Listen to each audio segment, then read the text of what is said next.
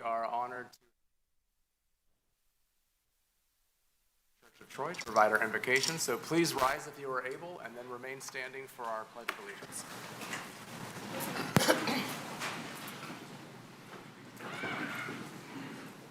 Dear Father, we think of this past weekend as many celebrated Easter. We thank you for raising your Son from the dead and bringing up to your throne above, where he rules with you. And I pray that as we are on earth here below, that you would bless the City Council, the Mayor, and all who have gathered here tonight, taking time out of their schedules. Pray that you would bless the proceedings of this meeting tonight. We thank you for our police and fire departments and all those who are first responders as they put their lives on the line every day for our safety. Pray that you would bless them as well. We thank you for the gift of life and all that we have here in this city. In Jesus' name I pray. Amen. I pledge allegiance to the flag of the United States of America and to the republic for which it stands, one nation, under God, indivisible, with liberty and justice for all. Thank you, Pastor. Nice seeing you and nice meeting your daughter as well. I will call the April 6, 2026 Troy City Council meeting to order and ask for the roll call from Ms. Dixon. Mayor Baker? Here. Councilmember Bloom? Here. Councilmember Brooks? Here. Councilmember Chamberlain? Here. Mayor Pro Tem Chanda? Here. Councilmember Gunn? Councilmember Hamilton? Here. We do have quorum present this evening. I did receive notification from Councilmember Gunn that he would be out of the county during this evening's City Council meeting, so I'll move resolve that Troy City Council hereby excuses the absence of Councilman Mark Gunn at the regular City Council meeting of April 6, 2026 due to being out of the county. Support. Moved by the chair, supported by Mayor Pro Tem Chanda, that we approve the resolution excusing the absence of Councilmember Gunn as read into the record. Any discussion? The vote, Ms. Dixon. Mayor Baker? Yes. Councilmember Bloom? Yes. Councilmember Brooks? Yes. Councilmember Chamberlain? Yes. Mayor Pro Tem Chanda? Yes. Councilmember Hamilton? Yes. Motion carries. First up are certificates of recognition and special presentations. We have two this evening, two really good ones. So C1 is a proclamation to recognize Brandon Hall as the 2025 Firefighter of the Year. We'll do that one first, and then we'll do C2, which is the proclamation to recognize the Troy Baseball Boosters for 65 years of serving the community. So Lieutenant Hall, if you want to meet me down at the podium.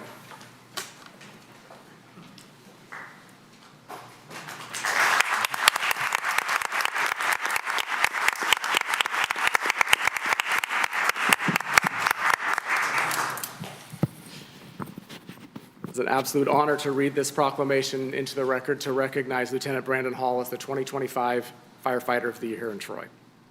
Whereas Lieutenant Brandon Hall is a true pillar of the Troy Fire Department and Station 1, and has been for the nearly 17 years he has served as a firefighter. He is widely respected for his depth of knowledge, his professionalism, his reliability, and his unwavering commitment to both the department and the people within it, making him the ideal candidate for the 2025 Troy Firefighter of the Year award.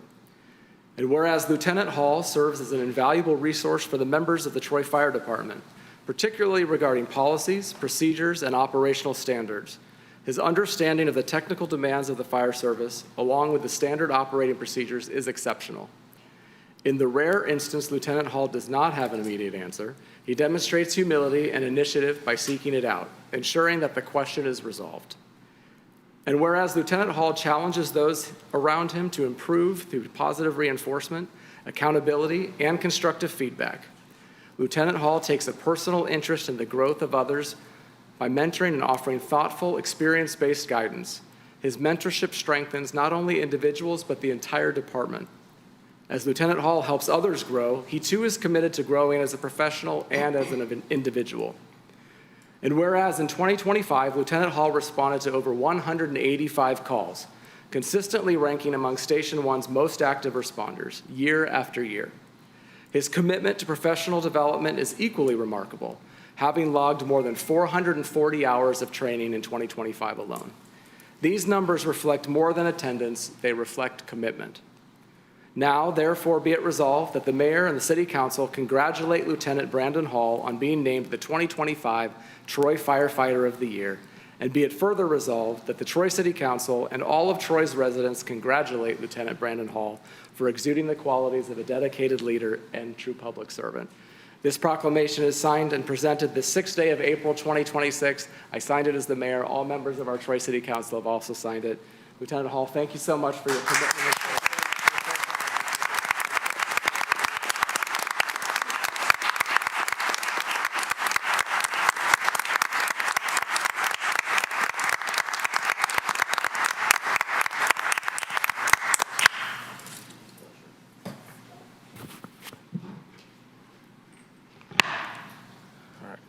Good evening, Mr. Mayor, members of City Council, ladies and gentlemen in the audience.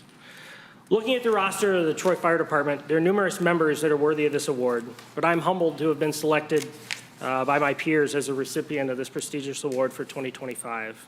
For that, I am truly grateful.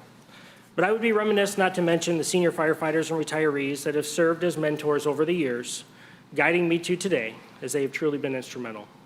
Thank you again.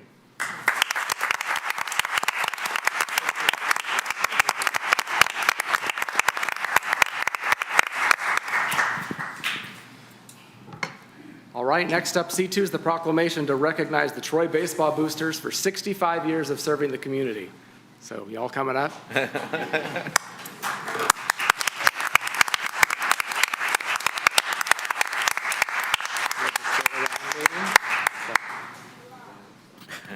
can't believe you've been doing this for 65 years. Yeah, make sure the kids can be seen. Right? All right, whereas in 1961, the Troy Baseball Boosters was created to help ensure area children had the chance to play baseball and learn the life lessons that come along with the sport. And whereas over the last 65 years, enrollment in the local baseball program has ebbed and flowed, peaking at around 2,000 players. Currently, about 500 players participate across various age groups and competitive and non-competitive leagues. The leagues offered by the Troy Baseball Boosters include T-Ball League, Instructional League, Farm League, Rookie League, Minor League, Major League, Mustang League, Pony League, Colt League, and Bronco League. And whereas the Troy Baseball Boosters has served as a cornerstone of our community by providing young athletes with opportunities to build confidence, learn teamwork, and develop discipline, all while having fun in a supportive environment. Children who have participated in the Troy Baseball Boosters program have learned sportsmanship, perseverance, and respect, all important qualities that can be carried into adulthood.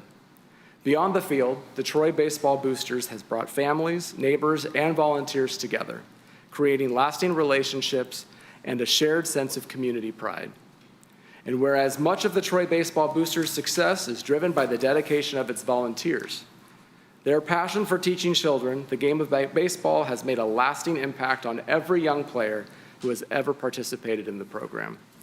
And now, therefore, be it resolved that the mayor and city council congratulate the Troy Baseball Boosters on serving the Troy community for 65 years.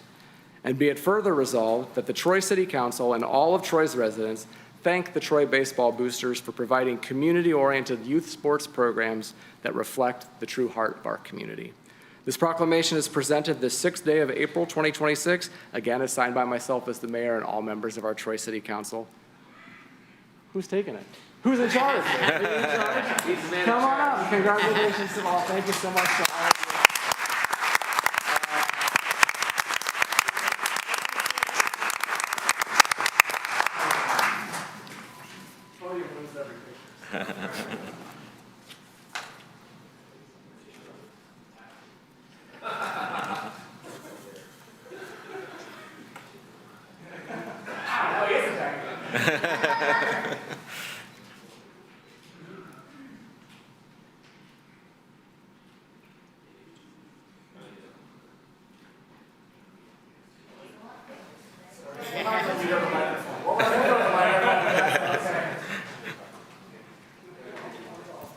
I had nothing prepared. Perfect. What do you want? But I can also recognize Lieutenant Hall as a coach, fellow coach too for us. So, double duty today. I just want to say thanks to you guys for your service to the community, and hopefully we'll get another 65 years doing this. So, thank you.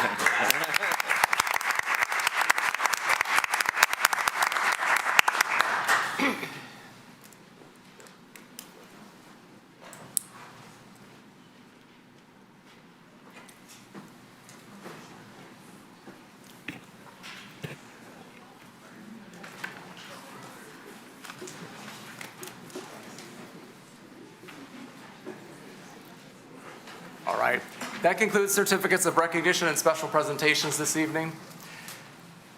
Told you they were two good ones. Bless you.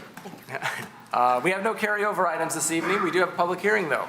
E1, public hearing, zoning ordinance, text and map amendments, file number ZOTA 258, neighborhood node revisions, text amendments, and map amendments, rezonings. And that'll be introduced by Brent Savadon, our Community Development Director.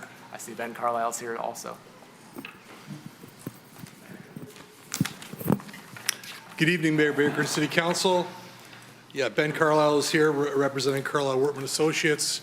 Ben did a lot of heavy lifting on this effort, creating this document, and we really appreciate the efforts that him and his team put into this. Also here this evening representing the Planning Department in the audience is Salim Huerta Jr., who did a lot of hard work on this as well. So, as you're aware, the master plan was amended in 2024. The focus of that effort was on the neighborhood nodes.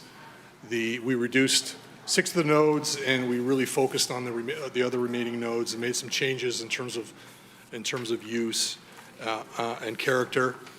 As you know, the master plan is the policy document for land use and development in the city. It's implemented through the zoning ordinance. So this effort is a number of text and map amendments to implement the policies that were approved in the master plan. When we approved the master plan amendments, I think we stood here and said we could probably do it in 4 to 6 months. I think we overpromised in terms of how long it would take. There's various reasons for that. Essentially, I think staff and Planning Commission really wanted to get it right, and we really jumped into the details, for better or for worse.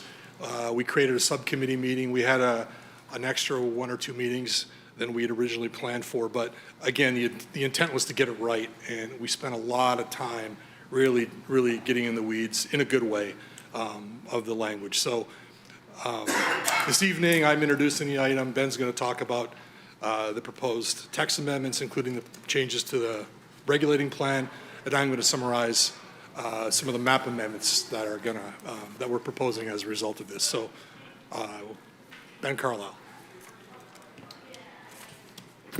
Thank you, Director Savadon. Good evening. So this is different than the one you had given me. All right, we'll go from this. The master plan was amended in 2024, and obviously a big focus of that was on the neighborhood node classifications.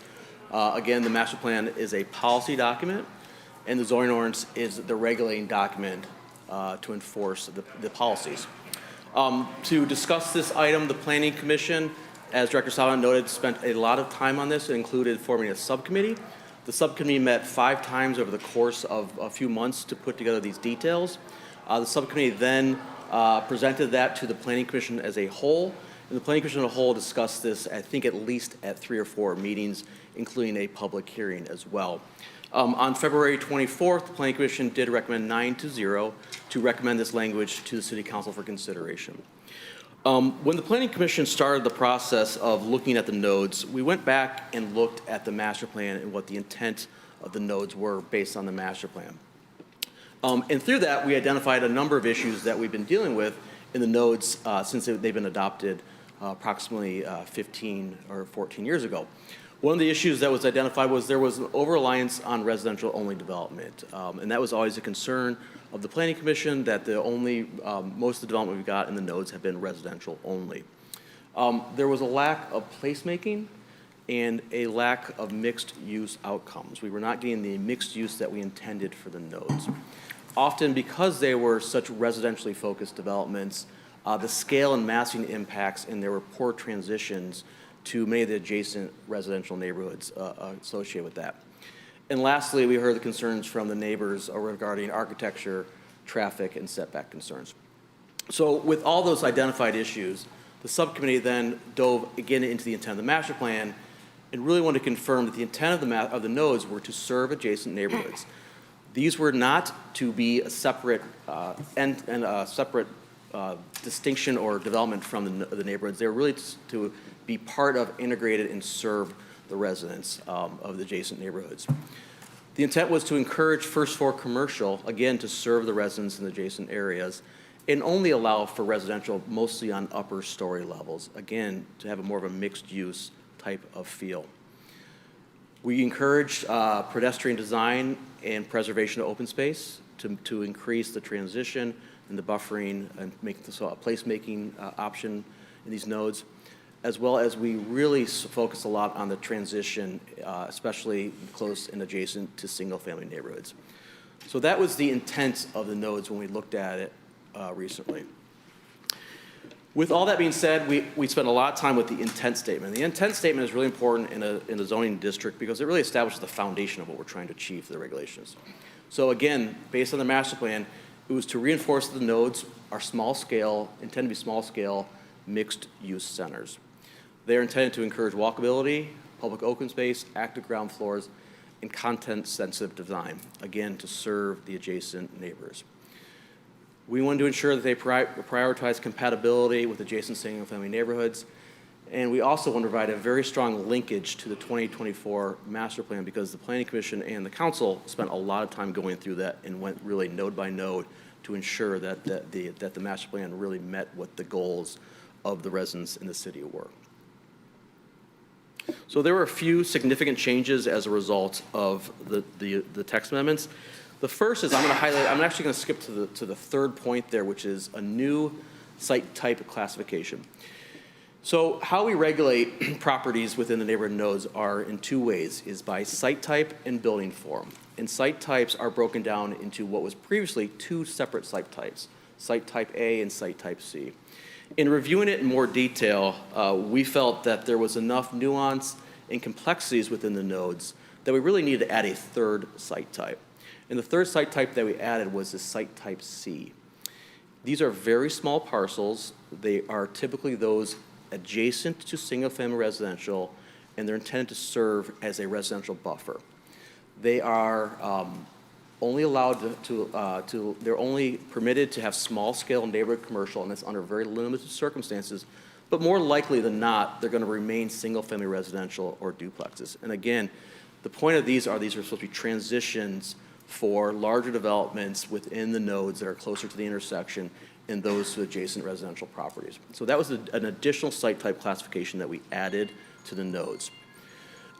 We did keep A and B, and we really tried to distinguish those in more detail about what separates an A and a B and a C. A are the largest parcels. Typically, those are located at the hard intersection of the major arterials. They are allowed to encourage for mixed-use density redevelopment. However, they cannot be residential-only developments. What we're seeing is that these large parcels, we were just getting large residential developments. So now we've amended that the site type A's, these large parcels on the corner, can only be commercial, neighborhood servicing commercial, or they can be mixed use. So we only allow residential if it's part of a mixed-use development. Site type B are those transitional sites in between an A and a C. They're more medium size. They may be at the hard corner, but they also may be more interior to a node. Again, they're probably the most diverse site type. We have more site type Bs than we have any other site type in the nodes, but they do allow for small scale retail and services, as well as some limited residential as well. And again, the point of these are to serve as a transition and connection from the larger developments that might be at site type A and the smaller developments at site type C or the single-family residential neighborhoods. We also added some provisions with regards to how and when the Planning Commission may modify a site type. We have language already in the zoning ordinance under neighborhood nodes where we do allow a modification of a site type. However, it was not very well codified and not very clear in terms of how that process goes. I will tell you, in the 14 years or so since the nodes have been adopted, we have never once been asked or had to modify a site type. So it's something that does not come up very often. In fact, it's really never come up in the time that we've had the neighborhood nodes. However, we felt it was important that if we do have a request to modify a site type, that there was a clear process under how it would go. So as directed by the Planning Commission may modify a site type designation, but it's done through a public hearing process and through the site plan review process. We also added some standards under which the Planning Commission would consider the modification. That includes a change in the conditions of the master plan, ensuring that the change in the site type would be compatible with adjacent uses, as well as that the modification would conform with the district intent. My understanding is there may be some discussion with the council tonight with regards to this particular process, and we're open for any questions that the council may have on this. One of the backbones of the form-based district was the design standards, because that's really where you get into the details about how a building's laid out, how it looks, how the massing, scale, and feel of it is. And so we spent a lot of time focusing and strengthening how we're going to apply the design standards. The first thing that we did spend a lot of time on was we clarified how height in the neighborhood node is calculated. This actually became an issue that went to the Zoning Board of Appeals with regards to how we calculate height in the nodes. How we have clarified it is that the height in the node, and this is unique to this particular district, is the height in the node is calculated from the peak of the building. So it's from the ground floor to the peak of the building. And that's unique to the nodes, and we want to ensure that, again, there is a transition and not an overmassing of developments in the nodes when it's in context with single-family residential. In addition, we strengthened the pedestrian orientation and entrances. The Planning Commission spent a lot of time talking about where the building entrances to the nodes should be, if they should face the street, if they're allowed to be internal. We recognize, especially when we were dealing with some residential developments, that as often, because of safety and some other reasons, it wasn't required that the primary entrance face the street. So we have some latitude in the design standards that allow the Planning Commission to vary that under certain circumstances for certain types of development, such as residential. However, we did ensure that commercial, office, service type uses, those all have a required entrance to the street, again, to reinforce the intent of the district for walkability, access from the street, et cetera. In addition, we made a requirement that mixed-use buildings, which we were trying to encourage in the nodes, especially in these site type A's, that there has to be a separate entrance for residential and the non-residential uses. That was not in the current ordinance as well. In addition, the Planning Commission spent a lot of time talking about ground story activation and transparency. That is, again, to encourage walkability, encourage interest from the street, actually be able to see what's going on in the activity in the building. So we strengthened the requirement for first floor transparency and spelled out exactly what type of buildings need to have transparency and which do not. We noted that due to also residential projects, due to security concerns and other reasons, that there may be limited requirements or opportunities where the Planning Commission can waive those standards for certain projects. But again, there has to be a compelling reason as to why they can waive those standards. We also clarify what some of the transparency alternatives are. We found that there's some buildings that simply because of other operations and uses that they may not be able to meet the full transparency, but they can do alternatives to make sure that the building does meet the intent of what we're trying to achieve in the nodes. The last, I would say, significant item that the planning commission spent a lot of time on is to uses. There were a lot of uses in the nodes that the Planning Commission felt were simply not compatible for what the intent of what we're trying to achieve. Again, this was written 14 years ago, and obviously things and conditions have changed in that time. So we spent a lot of time looking at uses. The first thing we did was we eliminated what I would call auto-oriented uses. So drive-throughs, car washes, gas stations, et cetera, those were all removed from the neighborhood nodes. You simply cannot have those uses in the neighborhood node. In addition, data centers were prohibited. I don't think you'll get a data center in a node, but it's an issue that's coming up a lot right now in our line of work, and so it's simply prohibited that type of use. In addition, there were a lot of what we call unintended uses that are currently allowed. We haven't seen them, but we just want to make sure that they can't come, such as research, some light industrial, warehousing, self-storage. Those uses really are not appropriate in a node, and so we have simply taken them out of the node requirements. The other big change that we made with regards to nodes is we are now allowing single-family uses, single-family homes essentially, as a special use in those very small site type C classifications. So right now, you cannot do a single-family home, detached single-family home in the neighborhood nodes. So the existing single-family homes are essentially non-conforming uses. We found that because these site type Cs are so small, and they are in what we call kind of the transitional area, a buffer between existing single-family and the nodes, we felt that there are cases where a single-family home should be permitted in some of these smaller site types. So we are allowing this to be done as a special use consideration by the Planning Commission, and that's a change from what the current ordinance allows. I mentioned this previously, but we are now allowing residential-only developments in site type A. If it's a residential project, it has to be part of a mixed-use project. We also constituted what mixed use was because it wasn't clear what a mixed-use project means. The rest of the amendments, I think, are more minor from what those significant ones I mentioned earlier, but we updated the building form. So what a building form is basically it sets forth how the building is constructed, where it has to be placed on the lot, where the parking has to be located, how high it can be, setbacks, et cetera. And we simply really cleaned up the duplication and formatting. We didn't make any significant changes to any of the building forms. We did add multi-story only in mixed use, a mixed use multi-story allowed in neighborhood node A. And we also allowed single-family building forms in site type C because we added that use, so we had to add that building form. But that was the only changes to massing, et cetera, in the nodes. We did strengthen the transitional features between developments in the node and those adjacent properties. We ensure that there's an appropriate height transition. It's codified to 2.5 stories and 30 feet, and 3 stories and 38 feet elsewhere. That's consistent with what's in the current ordinance, but we just want to make sure we strengthen that in the new ordinance. I mentioned this earlier. We measured how we measure height. It's from grade to the roof peak. We also added some additional setback and greenbelt provisions. We increased the setback from 20 feet to 30 feet.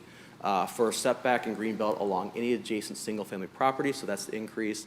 However, we do note that there may be certain cases, such as natural features or other requirements, that allow the Planning Commission to potentially deviate from those setback and greenbelt standards. But again, there are particular standards that the Planning Commission would consider if they ever deviate from those setback requirements. We ensure that parking and loading site access is as minimal and as less impact as possible upon adjacent properties. So we limit the amount of parking that can be occupied in the front of the building. We enforce the use of shared parking and flexibility because we do not want to overpark these sites. And lastly, we made sure that the screening requirements are consistent with the other screening requirements in the zoning ordinance itself. So those are the zoning text amendments. We also spend a lot of time looking at the nodes themselves for a reclassification to those A, B, and C site types. The Planning Commission reviewed, the subcommittee and the Planning Commission reviewed each node on a node-by-node basis. So they went through the 15 different nodes, and they reclassified them all as a site type A, B, or C for each individual parcel within those nodes. The factors they used to determine whether they're A, B, or C was the site context, traffic condition, speed in the surrounding area, as well as both the existing development on those individual parcels as well as the surrounding development and the adjacent land uses as well. In addition, based on the discussion of the Planning Commission, we felt that it was important that we did expand one node. We expanded the Maple and John R. node to add the southeast, southwest, and northwest corner. Again, it just kind of rounds out because right now there's only one corner that's part of the node, and really it's hard to have a node with one corner.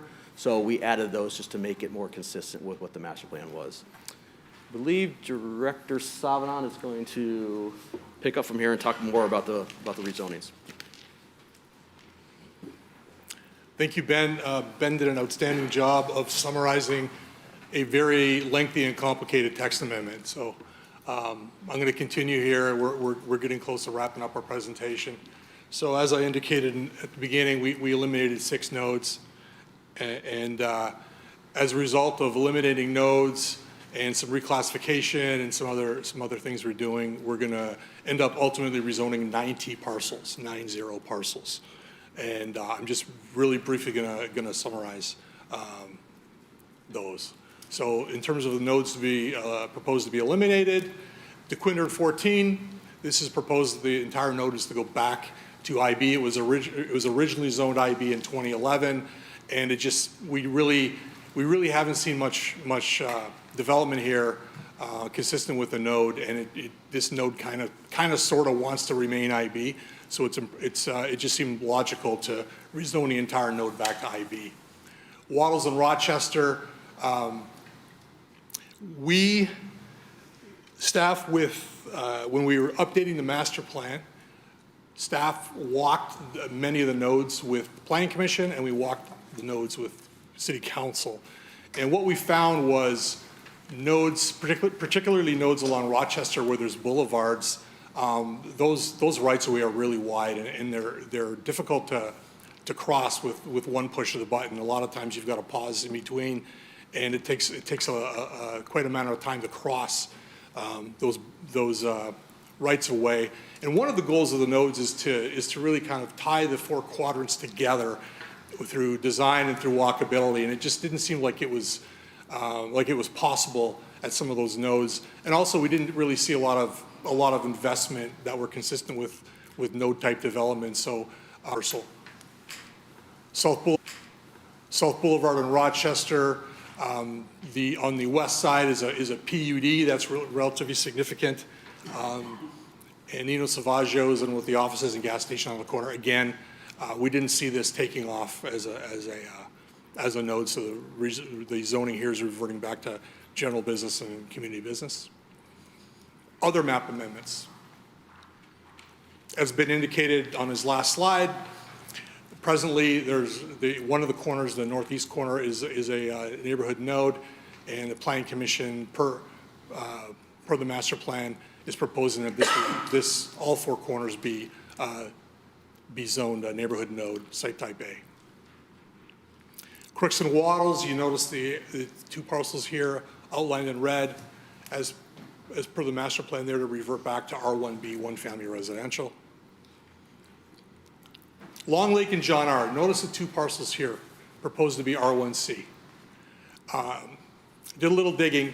In 2017, the owner of these two parcels, or a portion of the parent parcel, proposed a lot split with assessing.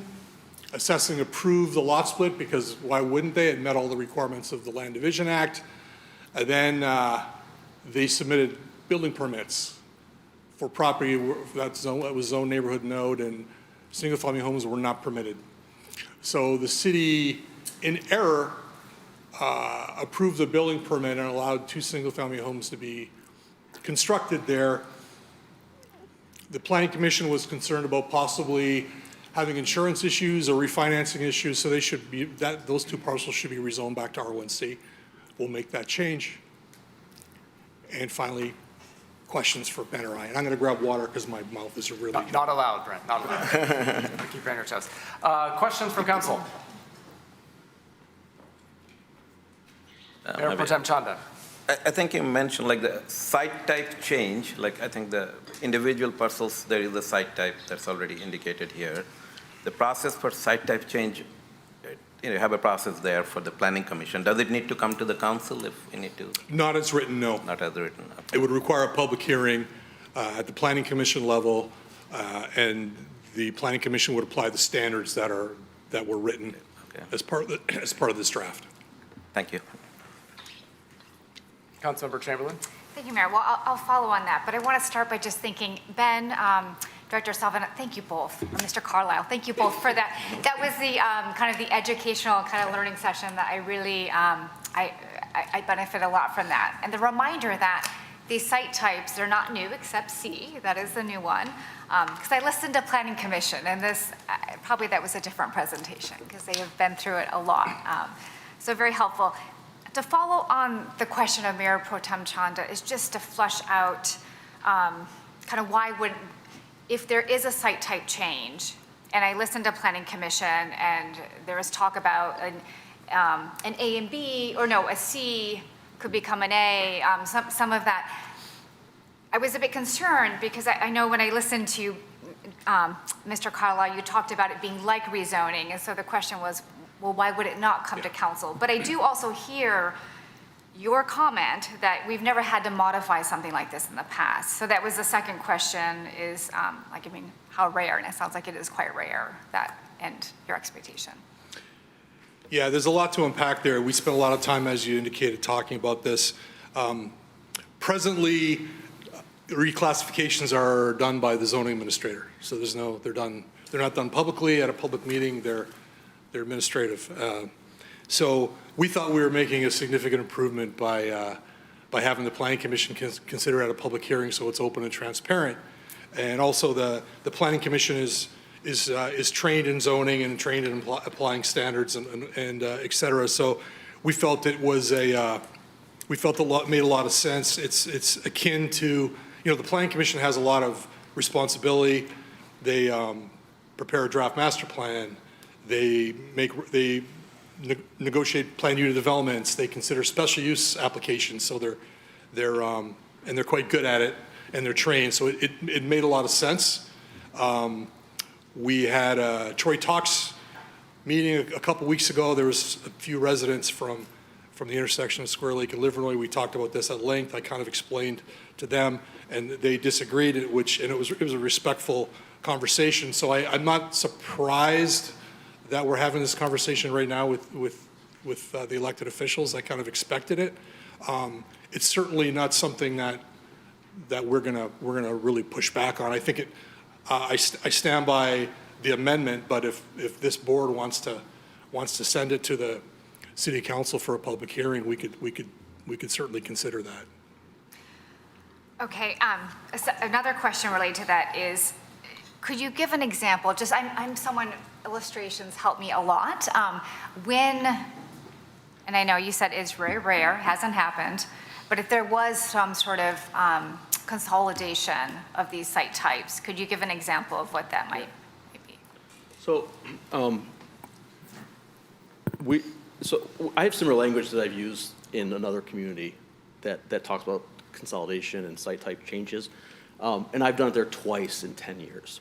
And both times that has happened there were two smaller sites that were adjacent, and the applicant, through the site plan process, came in and wanted to do something a little bit larger development that what could be permitted on each of those individual sites. And so they combined them together. And by combining them together, they were able to make a little bit larger development than what would be allowed individually on each individual lots. That would be the only time I think there would be a reclassification. A change would be simply putting parcels together to make a little bit larger development. Just planning zoning 101, parcel consolidation is typically a good thing. It's something that we encourage. There's a lot more flexibility when you have a little bit larger parcels. You can actually create larger setbacks and buffers from adjacent residential when you have more land to work with. You can consolidate economies of scale. So we encourage consolidation. So I really only think that we would have this reclassification would really be only done if we were going to have a consolidation being done, and that would be done as part of a site plan and site plan process. And so that's kind of why we thought that the Planning Commission would be the appropriate body to consider the reclassification, because it would be done through a site plan process as part of a public hearing. Again, as Director Savidan said, if the council wants this to come to the council as part of a public hearing and a consideration, I think that's appropriate too. I think there's pros on both, either the Planning Commission considering it or the council, but I don't think we have a real strong feeling either way on that one. Okay, second set of questions is around so finding that the nodes, you're getting too much of just all residential, and so we're moving away from that with the exception of the new one, C, the smallest amount. So does it mean, I guess the first question, do we have all residential in A's and B's, and now do they become non-conforming, if that's the case? We have some that are right now that are residential only. So yes, they would become legal nonconformities at this point, but not a ton. So I don't think it's a significant enough of a problem that would create a concern on the city's behalf. And could you explain, Mr. Carlisle, what nonconforming is? Sorry. It's fine up until, say, if they want to do modifications. So nonconformity essentially is a project was approved and it was built under the current requirements at that time. And since it was built and approved and permitted, the rules have essentially changed. The regulations have changed. If that's the case, that's considered a non-conforming, either structure or use. And what it allows it to be is it can remain in perpetuity. So it can remain as is. However, if they want to make any changes to the building or to the site, they have to bring the site into conformance with the current regulations. Additional questions? Hold on 1 second, because you've already gone. I got my- Follow the rules, just make sure. Yeah. Let, Go ahead. is that on point with what we were I talking about? have just Go ahead. more out of curiosity, I don't know if you were there in the presentation, but is the PUD allowed now in any of these nodes? So a PUD is a separate zoning district. Okay. When a PUD project is approved, it's one of the steps that's taken is it's actually rezoned to PUD. Okay, So so it's a separate, any of these could be rezoned to a PUD? Yes. Okay, so Yes. that's no different than Yeah. any other area? correct. Okay, thanks. I want to follow up a little bit on the conversation about the modification of a site type. I've had lengthy conversations with previous city manager who was in the planning department for a long time talking about his former ability to just make those changes on his own. So I appreciate this next step of saying, okay, planning commission will be involved in the public hearing. But I'm trying to understand why, as the elected body, it would make sense for us to continue to essentially delegate that power that we could have to an unelected body that isn't accountable to the community. And I say that with love for our planning commission because they do great work. It's not that they're not accountable in many other ways, but I understand the concern between, I think the perception often is the elected body gets easily swayed by a lot of people in the room, which is a concern from a consistency and development process. But again, to my other point, the concern from this side of it is that the planning commission, I appoint planning commissioners for a 3-year term, council approves them. If they don't, absent doing something so terrible, there's no means to remove them. They could do 3 years of decision-making that isn't in line with what we had thought we were appointing them to. So, and they can have residents come to them, but I'm just trying to understand, and you already said you have no strong opinions either way. So I guess my question is, if we wanted to take back, change it, amend it to include, or to have council make that ultimate decision for some kind of modification of a site type, even though it is rare, which to me actually is an argument in favor of it. It's not like it'd be coming back to council all the time for these. What would that amendment need to look like coming out of here tonight? From the standpoint of, is that something that has to then go back to the planning commission to review before we have to approve it ultimately? That's the first part of the question. And the second part of the question is, can you also just discuss, because it's usually part of a site plan approval process, how that would play out? Would it need to come to council first to say, okay, we would accept a consolidation, but we don't actually know what's going to be there because that's planning commission's job? I don't want to create something that creates extra confusion for the community. Those are two long-winded questions, maybe No, 6 questions. I think the two of us can handle this. So, so it's a great question. I think it's a philosophical question, I believe, because the regulating plan is when you change a regulating plan, it's essentially a text amendment. It's not a rezoning, but it potentially has the effect of changing uses or increasing intensity. So it on another level, it potentially has the effect of being like a rezoning. So I can see the reasoning behind it, and it makes a lot of sense to me. Going back, I thought Ben and I would be lauded as doing a really good thing because we're going from doing something, in an office administratively to now a public hearing of planning commission. Everyone's going to be hailing us as heroes for Right, you making should it have more known better. You should have known better. transparent. But so there's that. In terms of what would the process look like, we talked about it briefly before the meeting, and it probably would look something like the one-family cluster process, where even though the cluster itself is not a rezoning, it has the effect of increasing intensity on the site. So at the time when we wrote those provisions, we decided it was best for the planning commission to make a recommendation, and then at a public hearing, and then send it to council for a public hearing. So it would look something like that. It would be essentially like a rezoning, but would have a site plan tied to it. So it would go before planning commission for a recommendation on the classification and the site plan, and ultimately go to city council for consideration. That makes sense. Okay. Additional questions? You follow? Sure. I do. Councilmember A Taylor? couple, thank you, Mayor. A couple more questions. You asked, Mayor Pro Tem Chanda asked about PUD, so this probably applies for like a historic district. If we wanted to consider at some point rezoning a node, to make it a historic district, that is a new zoning classification, right? That's a completely rezoning, right? So a historic district is under a whole different chapter under the Code of Ordinances. That's under Chapter 13, Historic Preservation, and it's a whole different process. It's not a It's zoning not a change. rezoning. No. So it stays a neighborhood node, and then on top of that Yes. is the historic, okay, that's helpful. The other thing, and this is more for the public, my understanding is always that residential is less dense than commercial. Can you confirm that? I mean, given that we have, I know there's debate sometimes, but given C, we have this new C classification, and that is more of a residential focus, and my sense is, that if you read what that's about making something less dense. Well, I wouldn't use the word dense, I would use the word intense.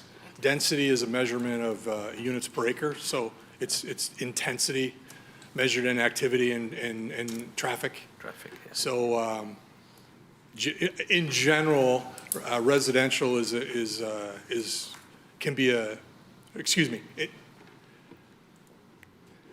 in general, commercial is considered more intense because it's more traffic, especially if it's something like a drive-through with, the traffic queuing and emitting exhaust and ordering stations and things like that. So generally speaking, commercial is more intense than residential. And I presume when we looked at reclassifying, or we looked at this new site, keep wanting to go site by site type, C, that those were put in areas where we know that they would benefit from a lower intensity, places that were, given the traffic and the conditions, they would benefit from having something that is more of a NNC. Yeah, the C would really be intended as a kind of a transitional use between the more intense mixed use or commercial and single-family residential. Also, a lot of the parcels that we looked at, that we reclassified to C, were already existing single-family houses. And so it made sense just to keep that use and that current site type allowance as well, just for transitional, but also just consistency of the use that's already there. I just realized I'm not sure you answered my other question, which was if we were wanting to make an amendment or consider that, what would be the proper course, and does it need to go back to Planning Commission? So I'll speak and I'm going to hand off. I mean, the actual language itself, the drafting of new language, is not a very hard lift. It'd be something that we could do easily and insert it into this ordinance. In terms of whether or not it goes back to Planning Commission, I'll leave that up to City Attorney to answer that question. City Attorney Bloom? Yes, thank you, Mayor. This is one where council can make this decision. You are the ones who approve the language, so you can do that on your own. You also could send it back to the Planning Commission. I do know that there was discussion, certainly with the subcommittee, about this very same process. So it's your call whether or not you want to do that. I would say it can be done a little quicker if you don't go to the Planning Commission. And as far as you've already noticed the public hearing. And so if the public hearing, you could continue the public hearing and allow for the public to speak at a subsequent time if that's your desire. Or you could actually close the public hearing with instruction to bring back some amended language. And then that would be at a subsequent time. And I would recommend that if you do that, that the resolution would have it be an intended date. So say a month, a meeting that's in a month or whatever that language is. Thank you. Councilmember Hamilton? I just want to mention, the next meeting's in 3 weeks, so that might be enough to, do that, but I prefer that option too. And I'm on board with what you're proposing too. I haven't proposed anything. Well, what you're But about to propose, fair. yeah, I know. it sounds I reasonable. appreciate it. Okay. Did you have another one, Councilmember Chamberlain? I was going to just follow up with City Attorney Bloom. So you said there was conversation in that subcommittee meeting. Was it, just to clarify, should it be council versus Planning Commission?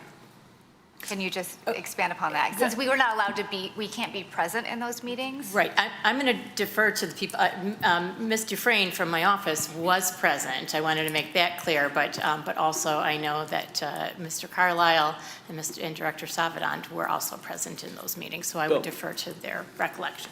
So this is something that was discussed as part of the subcommittee and the planning commission. This is actually language that we introduced on our own. Staff introduced it as because we thought it should be out in the public, these modifications. The subcommittee and the planning commission did discuss this, and they felt that this was the right step in terms of doing it at the planning commission level. Again, I don't think they would have a strong opinion whether it's them or the city council. Because it hasn't happened, and I don't see it happening very often in the future. But we did not spend a very lengthy time on the discussion whether it should be a council or it should be a planning commission. I think we all thought at the time bringing it to the planning commission's public hearing was a good step rather than not doing it administratively. So I don't know if that clarifies it for you, but we didn't spend a lot of time really getting into whether it should be the planning commission or the city council. Okay, thank you. If I could add, at the end of the day, it adds oversight, it adds transparency, it adds opportunity for the public. I don't think the Planning Commission, I don't want to speak for them, but I can't see them having any issues with that. It's not a substantive change in terms of the design elements that they spent a lot of time focusing on. It was, I don't foresee them having any issue with them not going back for that one change, my opinion. Thank you. Councilmember Boone. I think anything that increases transparency and accessibility, as you're recommending, is a good option. I do want to recognize, however, we have a lot of people signed up for public comment on this topic, and if we do move this at another date, I agree with City Attorney Bloom, giving a very clear date as to when we can expect that feedback, given that we may make some changes, I think would be in everyone's interest, because I don't want to discredit those who signed up, the many people who signed up for comment, but if we are going to change something, it would be more beneficial if they have the time to prepare. We're going to let them speak here in a second. Yeah. So we'll see what happens. But, well, no, duly noted. Thank you. Thanks, guys. Let's open the public hearing. We do have several people who have signed up to speak on this item. Most of you have spoken before, but as a reminder, you're given 3 minutes total. The clock will be counting down in front of you. Yellow light means 1 minute left. Red light means your time is up. As a reminder, it is not a back and forth conversation. And we don't speak or won't speak until everyone is finished. So if you ask us a question in the middle and wonder why we're not answering, that's why. That said, we'll move through these effectively. Make sure you speak clearly and into the microphone so we can hear everything and those watching at home can also hear. First up is Henrietta Grosholm. Please come up to the podium and the mic, yes. Your Honor, members of the City Council. My name is Henrietta Haig Grosamy. I am a taxpayer and resident of a home on Houghton in Troy, about a 5-minute walk from the intersection of Livernois and Square Lake. And I rise to ask you to amend ZOTA 258, I think, so that our elected representatives will be the ones making decisions on what happens in our neighborhoods, near our homes, near where children go to school. I believe our elected representatives should make these decisions and not pass them off to appointees. I believe passing off that responsibility to appointees, frankly, is a bit un-American. I think it's a bit undemocratic. The residents of Troy have elected you to make decisions on our behalf. Please take up your responsibilities and hang on to them. Thank you. Thank you. Next up, Mary Ellen Barden.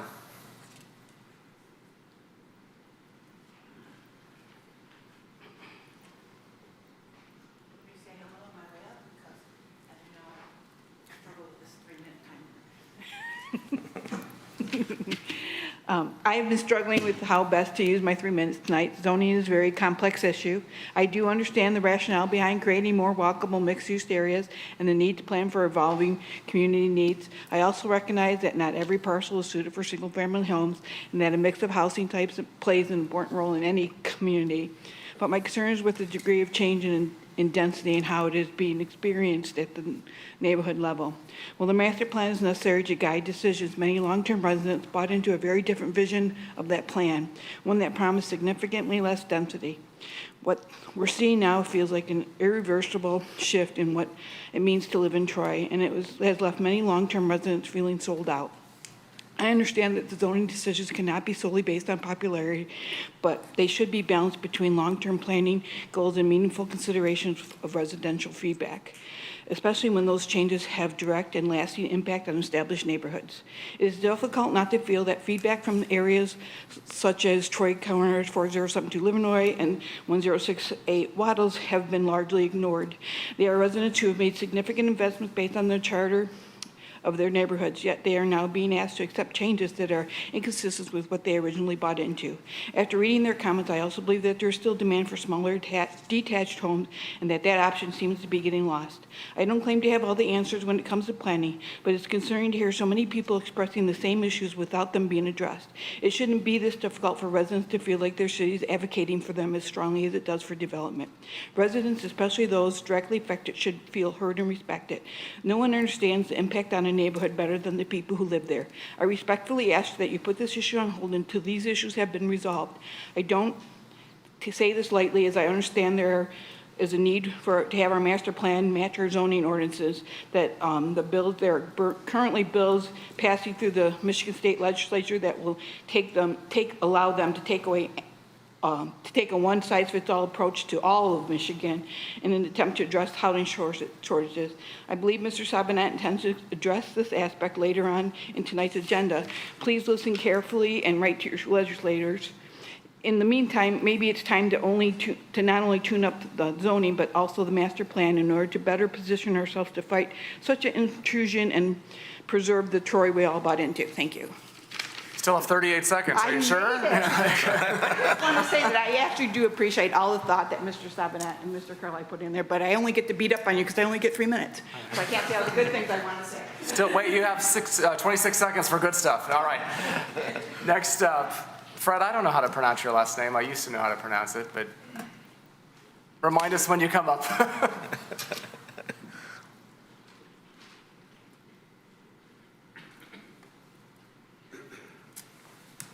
Last name's pronounced Shibish.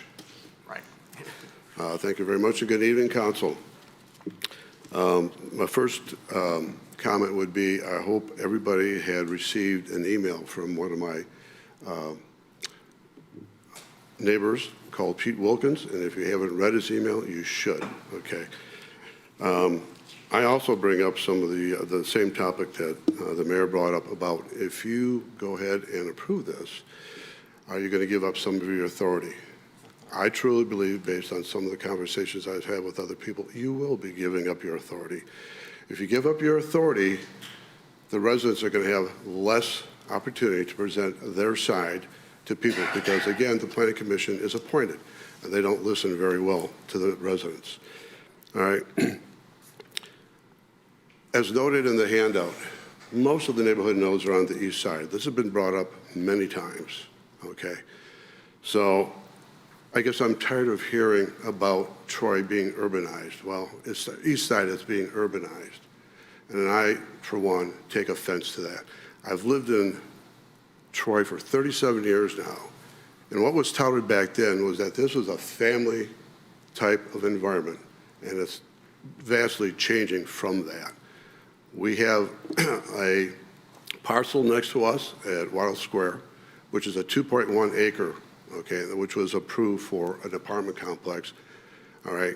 And I don't know if the reconsideration of small parcels considers that, or if they're locked into allowing this apartment complex to go up. But to me, that's just unacceptable at this point in time. Again, it may be grandfathered in, but again, the urbanization is happening on the east side of Troy, no place else. The west side is not. Thank you. Thank you, sir. Ann Coleman. Ann gets brownie points for asking the Troy baseball boosters to quiet down earlier when they were when we were trying to hear the important presentation. So we'll give her I that. just wanted to hear everything. Yeah. Good evening, Mayor and City Council. My name is Ann Coleman. I own 6091 Livernois. My property is immediately adjacent to Node L.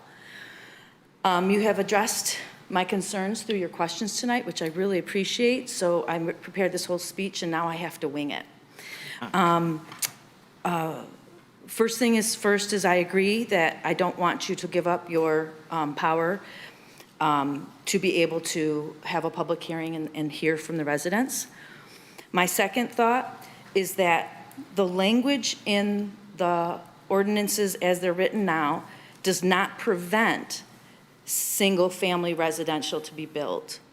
So if things were to be combined, there's not enough strength in the languaging to prevent it to be 100% residential in Node L. I'm concerned that that would allow three-story buildings to be built too close together and too high. I have never seen kids playing in the three-story Tisbury condos in all my times passing by there, which I passed by there multiple times. On the northern corner, I see the neighbors, young and old, riding bikes and scooters, walking dogs, and playing and gathering. I welcome the middle schoolers that gather at the end of my driveway with their energy and excitement watching traffic, and I say a little prayer for their safety. The opportunity for a walkable village has not gone away. I find it very curious. Well, I'm going to skip that part. The next part I want to speak to is the idea that Save Troy Corners has repeatedly asked planning to create a task force or a group where all stakeholders at the corner get together and meet to discuss how to develop it. We do not want to take the rights away from developers. We want to work together, and we have been repeatedly dismissed. Dave Lambert at the last Planning Commission on February 24th suggested a task force of stakeholders to be formed. The next day I emailed Brent directly and asked him if I could volunteer for that potential task force, and he says that they're working on it. And I'm not sure why we haven't heard or talked about that more. I don't understand how we get generalized ordinance and language for Node L when distinctions have been known and the desire to work together have been there for so long. I respectfully ask, I respectfully ask for you to create the changes that you said you want to create. Thank you. Thank you. Next up, Jeff Williams.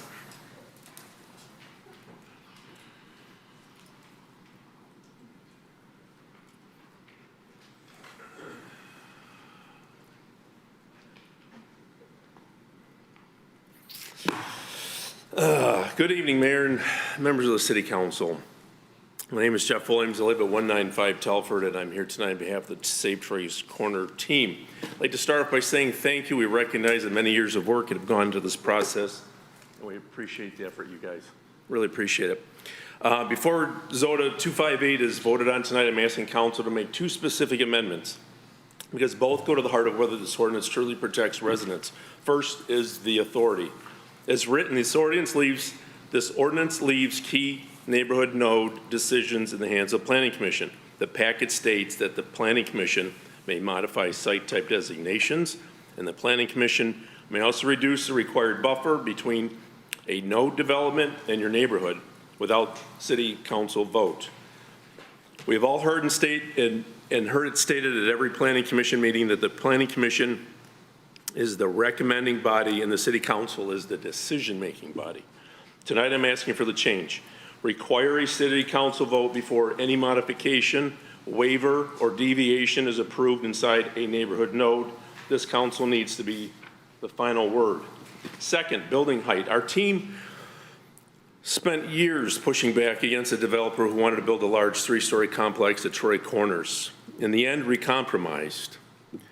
We agreed to support RT rezoning for this development, and this council approved it. The 3-story threat went away, and the community was very relieved. The northeast corner of Square Lake in Livernois, the village of Hastings, is going to be an RT. But under ZOTA 258, the height protection only kicks in when a parcel sits next to single-family residential zoning. If it does, 2.5 stories, 30 feet. If it does not, 3 stories, 38 feet. RT zoning is residential, but it can be argued that is it attached and two-family. It can be argued that it is attached and two-family. That matters for Node L. As written, this ordinance does not appear to extend that same 2.5-story protection to parcels abutting RT. We agreed to RT to keep the 3 stories out. This ordinance risks putting that threat right back in. So tonight I'm asking 2 amendments. First, require City Council approval for any site type, modification, waiver, or similar deviation within a neighborhood node. And second, apply a 2.5-story maximum residential height cap in Node L so the residential development next to our neighborhood does not end up 3 stories through this ordinance. Thank you very much. Next up, Deborah Luzecki.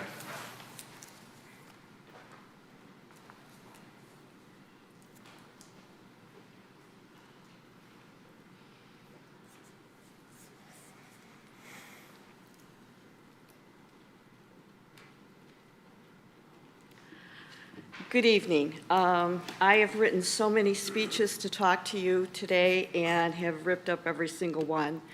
And so I'm sitting here with nothing in front of me. But thank you very much for acknowledging and looking at the authority. I think the authority is very important on many levels of keeping it with City Council. You are a legislation body. You are the ones that we can come to. We have accountability, and I think that's important. Also, as far as the state that's looming on right now with their amendments, their 9 bills, they're still in the committee. I've heard that there's no votes on it yet.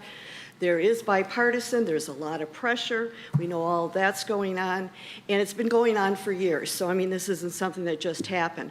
But right now, there's nothing going. So I don't think that has any contention on what we should do right now. I think we need to take care of what's going on right now. And I think bringing the power back is great. I will say one thing. They're the experts, and we respect that. But on the northwest corner, you have a gentleman who I've spoke to quite a few times. He's very open to talk to council, to talk to the city manager, to talk about what we could do for our corner. In other words, make it some type of a walkable village. But he has enough property there that he could combine parcels. He could, you're looking at, and also if you look at our corner, there's a lot of little parcels. So a developer over time could start buying up, and then pretty soon now you've got a huge parcel.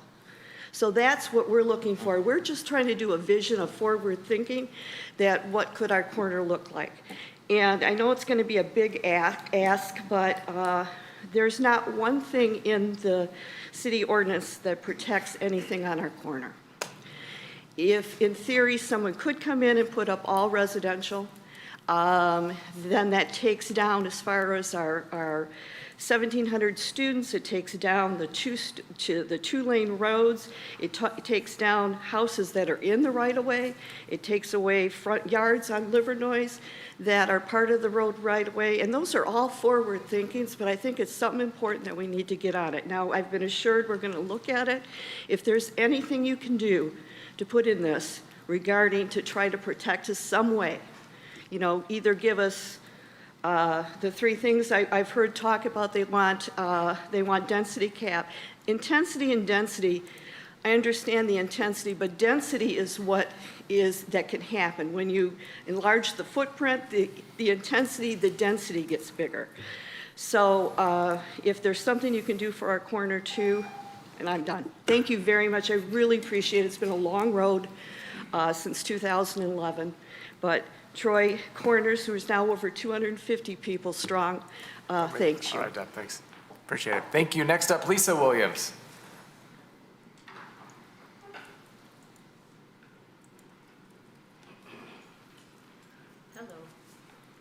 Okay, yeah, I'm winging it too, kind of, because thank you for offering up taking back a little control for site plan parcel combinations, because there are possibilities on at least Node L. So it's real for us. But I want to take a little bit of time for some of the ordinance language that is a little bit flexible right now. Let's see, the goal is to create walkable mixed-use node, but from what I'm seeing, alignment to the master plan is being encouraged instead of required. And that's why details matter, because even if you get it, if it's law, you can't do anything anyway. So there are silver areas where the ordinance introduces flexibility and interpretation instead of clarity. Standards can be adjusted through deviations during the site review process, which places greater reliance and interpretation rather than clearly defined limits, even when minimum requirements are maintained. And in site type B, mixed use, it's optional, right? Optional. So fully residential development can still comply even at the intersections, right? Ground floor activation is not required. It's encouraged. So maybe tightening that up. And then as far as the density cap, so density is effectively determined by parcel size, building footprint, and height, up to 3 stories in some cases. And there's flexible parking standards now that no longer act as a strong limiting factor on how much can ultimately be built. And I'm not suggesting starting over, but just some tweaking of some language, especially where encouraged could become required, is what I'm asking for. So thank you, and thank you so much for being pro-city council. Thanks, Lisa. Next up is Marcia Bossenberger.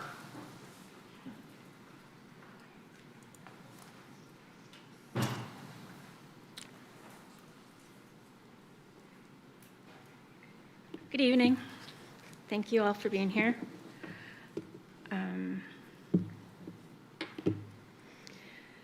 I agree with everyone that spoke from the Troy Corners. They were all wonderful.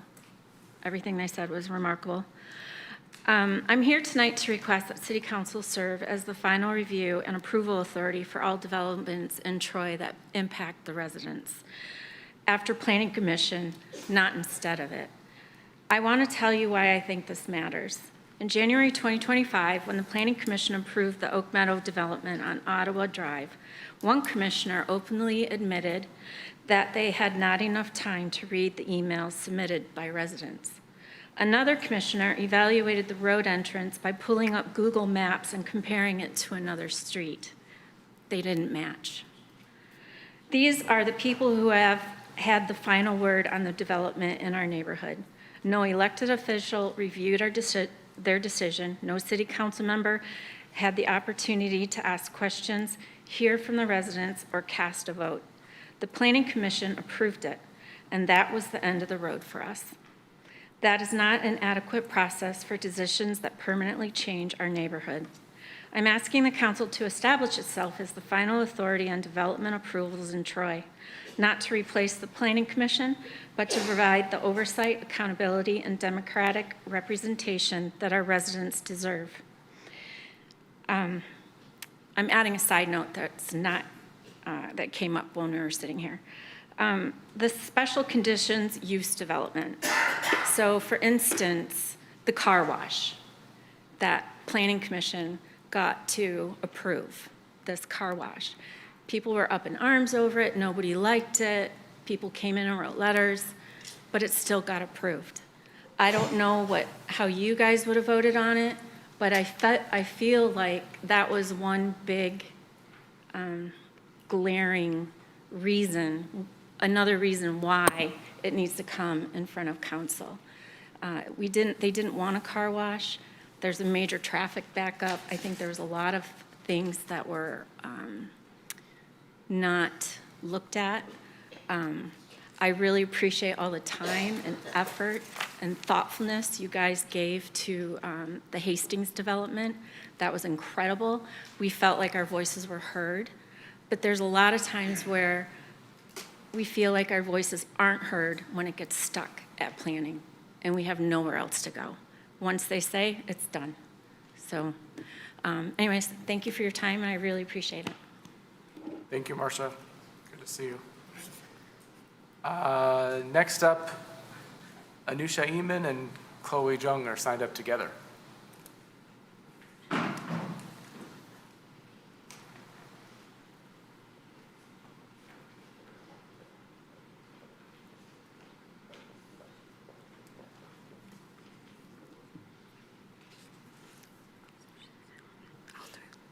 Good afternoon, and thank you so much for taking the time to meet with us today. My name is Chloe Jung, and alongside my partner, Anusha, we represent our HOSA project, Break the Loop. Our project focuses on a growing issue that is really overlooked, especially in a community like ours: everyday addiction amongst teen and young adults. What makes these issues so concerning is not just how common it is, but how normalized it has become. When people hear the word addiction, they often think of extreme cases that is involving drugs or alcohol. But what we found throughout our direct outreach and research is that addiction today is much more subtle and also often goes unrecognized. It appears in a form of caffeine dependency, excessive social media use, gaming, or even work-related stress issues. These are the behavior that are built into a daily life, which makes them hard to identify as harmful. For example, study shows that over 90% of teenagers consume caffeine regularly, and a large portion of report symptoms like sleep disruption, dependency, and difficulty concentrating without it. In addition to that, average teenagers spend 7 or more hours on a screen outside of schoolwork, which can reinforce some patterns of overuse and dependency.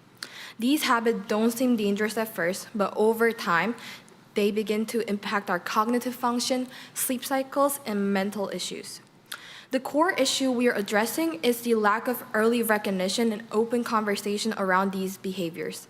In many environments, schools, homes, and even cultural or religious settings, these habits are often dismissed as normal. Because of that, people don't realize there is a problem until it begins to affect their performance, health, and overall well-being. That gap is where our project is focused. Our goal is not only to educate, but to help people to recognize these patterns early, feel comfortable addressing them, and take realistic steps towards changes before they escalate into more serious health concerns. Building on what we've learned before, our focus moving forward is not just about spreading awareness, but transforming the awareness into more consistent, measurable action within our community.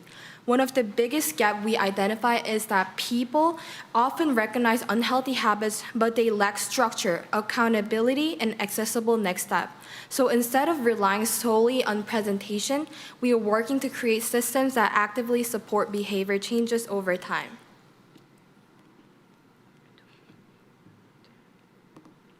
To address this, we are proposing the implementation of micro-intervention programs within existing youth environments. Rather than one-time sessions, these would be short, recurring check-ins, which are 5 to 10 minutes in school clubs, sports teams, or after-school programs. These check-ins would include quick habit reflections. I'm going to ask one question. The timer on my computer is different than what just went off. Was that actually 3 minutes? There was a short delay in starting the computer one, so the timer one is correct. That one's correct. Is there consensus to give 1 more minute, even though you have 1 minute? Oh, do we have the 3 and 3? No, you didn't sign up that way. I'm sorry. Oh, okay. And actually, this is a public hearing related to the zoning amendments, but I'm letting you go anyway because it's a public hearing. So just know that. If you want to stick around and do your 3 minutes later in the meeting, you're welcome to do that. But otherwise, you can have 1 minute now. Okay.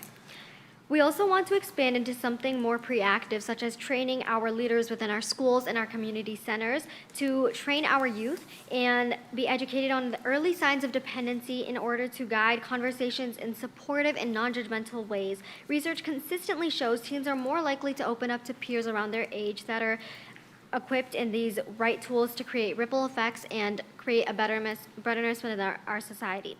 In terms of accessibility, we are working on creating a centralized digital platform that goes beyond information. This platform would include interactive self-assessments, personalized habit reduction plans, and localized resource maps showing nearby support options. And what makes these different is that we would be tailored specifically towards our community rather than just generic and broad advice. However, for these ideas to move from concept to reality, your support and collaboration is essential. With your support, we can begin to pilot these ideas into real community spaces, whether that's integrating micro sessions or QR-based check-ins or just reoccurring workshops in civic centers. Your guidance can help us navigate scaling these efforts in a way that succeeds and is impactful. I'm gonna ask you there, but will you email us your full comments so we can have them Yes. city council email at troymi.gov? That'll come to all of us. Yeah. City council email. Appreciate you coming Thank forward you. this evening. Thank you so much. Have a great day. Thank you. That concludes those that have signed up to speak on E1, the public hearing for the zoning amendments. Doesn't prohibit you from speaking about them now if you'd like to.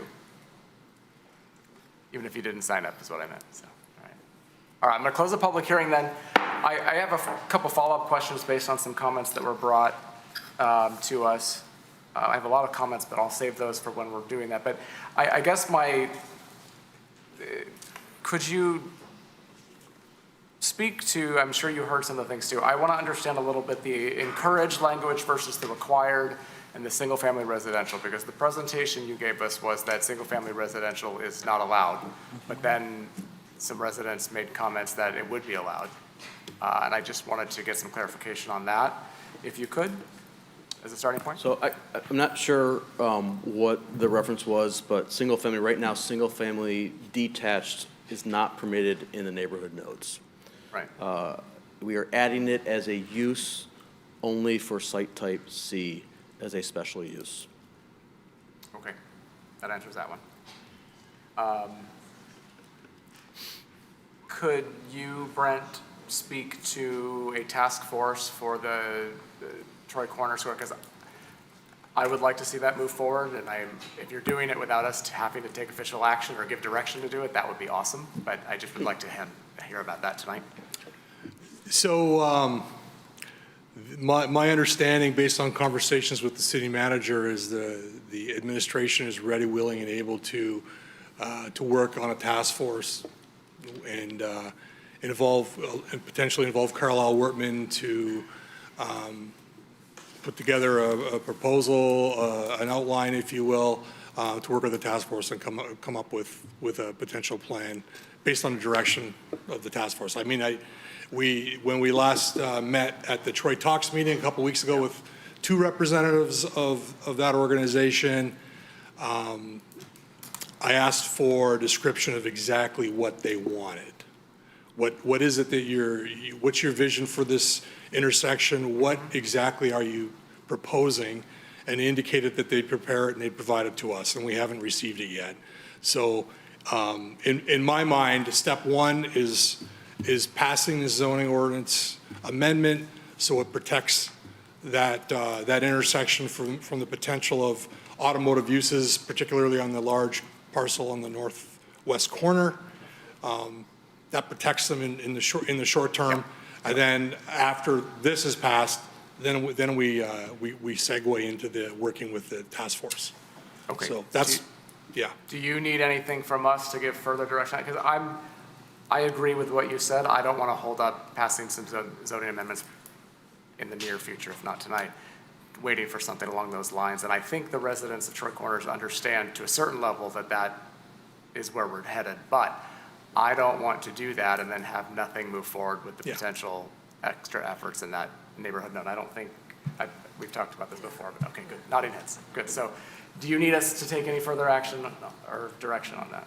No, we've been working on it. We're going to continue to work on it, so, no. Okay. And if you're dependent on residents providing you something, I think that's awesome. I also think there's been enough conversation over the years that it might be the wrong approach to wait for the residents to provide something up front just to get started. That's my opinion. That said, I understand the needs. I have a quick You. Councilmember Ross. Thank you, Mayor. Thank you, Director Savanant and Mr. Carlisle. Quick question about the task force as well. Is it only going to be focused on the Troy corners? Because I do know, historically, neighborhood node L, and I think N was, Crooks and Waddles might have been another area of concern. I'm not hearing as much from the Crooks and Waddles right now, but I just want to confirm that the main area of concern right now is the Troy corners. Yes, confirmed that the task force, if you will, whatever we come up, the name for that, is focused entirely on the intersection of Square Lake and Livernois. And just, Mr. Mayor, if I could add, when we met with at the Troy talks, and I indicated that a written description would be helpful. They indicated that they were working on it, and it was forthcoming. So I just assumed it wasn't a big ask at the time. So I get that. But I hear what you're saying. Yeah. So to dovetail with the written explanation at the first meeting or two, we would identify what the goals of that task force were in terms of the redevelopment of that intersection. Will you keep us posted on that? How that's Yes. moving? Thank you. The question about encouraged versus required, did you hear that? Yeah, I mean, this is a regulating document, so it's always shall or may. Right. I think encourage, I'm not sure where that it may be in the intent statement, may have some language about encouragement with consistency with the master plan, but when you actually get to the regulations, there's shall and may and requirements in them itself. That's actually a great, for clarification, could you just give the elevator style answer or speech as to what an intent statement is versus what the actual language requirements are? Because they're supposed to work together, but one is more binding than the other. Yeah, right? the intent statement, we almost think is kind of the bridge between the master plan and the zoning ordinance regulations itself. It is in the zoning ordinance, so it is a regulatory statement within the zoning itself, but it's more, it uses language that's more consistent with what you use in a master plan that talks about what we're trying to achieve in the particular district. And so it kind of sets the foundation for what the actual regulations state. It's a narrative. It's not necessarily regulatory requirements in the intent statement. It's more of a narrative about what we're trying to achieve within the district. So we do use language like encourage, et cetera. But again, it's supposed to be a bridge between what the master plan talks about and what the actual regulations are within the existing district. Councilmember Chamberlain. Thank you, Mayor. Also wanted to ask for clarification. Mr. Williams asked about height for Node L, how that would impact Node L. I think that was in relation to Village of Hastings, which my assumption is under, it's an old plan. It's not this plan. Yeah, that's a great point brought up by Mr. Williams and a great catch. How it's written is it says it limits height to 2.5 stories for any parcel adjacent to single-family residential. We treat, our RT is a single-family residential district. It's just attached. And so we would treat RT similar to how we would treat other single-family districts, so it would still apply the 2.5-story maximum requirement would apply to RT zone property. If this does get postponed by the council tonight, we'll clarify that and just put one family and RT, just to clarify that. Okay. But as we interpret it, and as we've interpreted in the past, we've treated RT as a single-family district. That last part was awesome. Another quick question, if I may. The next time we'll have a chance to look at the master plan, is that 2029? Then is that 5 years from 2024? Mm-hmm. Okay, thank you.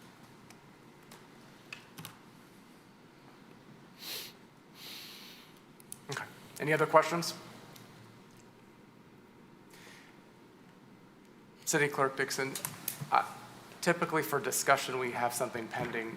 I mean, I'm happy to move a resolution to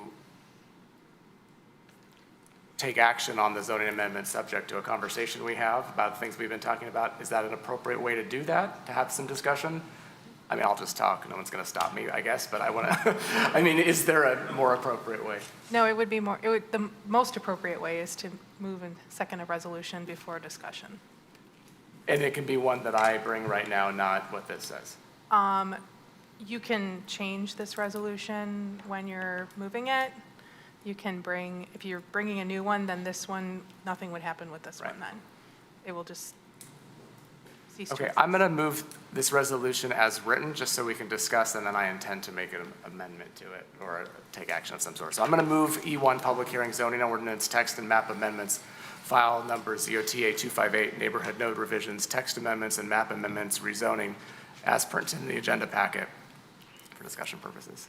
Support. Moved by the chair, supported by Councilmember Chamberlain, that we approve E1, public hearing zoning ordinance, text and map amendments, file number ZOTA 258, neighborhood node revisions, text amendments and map amendments, rezoning, as printed in the agenda packet for discussion. So I am really thankful, first of all. I want to start with the breadth of the presentation tonight in a digestible manner after many years of working on these things. I think that what you both presented tonight was very clear and a very good representation of what is and what isn't in the amendments. And I thank you for that. And I also, I feel like Planning Commission has taken a little bit of heat tonight, or indirectly some heat. They have worked so hard on the master plan, on these zoning amendments, these subcommittees, and I don't want anyone to think for a minute that I know we all appreciate the work they do, really dealing in the trenches with some of these projects and certainly with this information. So I want to make that so clear, and I know that some of them watch live, so if you're watching live, I hear you, I see, I appreciate you. You can watch it later, the same thing. And I also appreciate that we are actually here at this point after years of dealing with the neighborhood node issues. I've sat in living rooms with some of the people in here going back to 2017, 2018, when these issues were really happening or becoming quite apparent as an issue. So part of me is frustrated that it's taken this long to get here, but also I'm really thankful that we've seen so much of the community work on these issues, so much work in the planning department and the planning commissioners as well. And I include you in the planning department, Ben, even though you're, third party, but you're like quasi planning department. So I realize I asked a question, now I'm not sure how to amend this, because I don't actually want to amend this so much in as much as I want to make a motion to continue these zoning ordinance text and map amendments to, I don't know if 3 weeks is quite long enough, and I don't know when that next meeting is. It's probably May. May 11th or May 18th, or there's April 27th, May 11th, May 18th, are regular meetings. I think May 11th makes sense to me.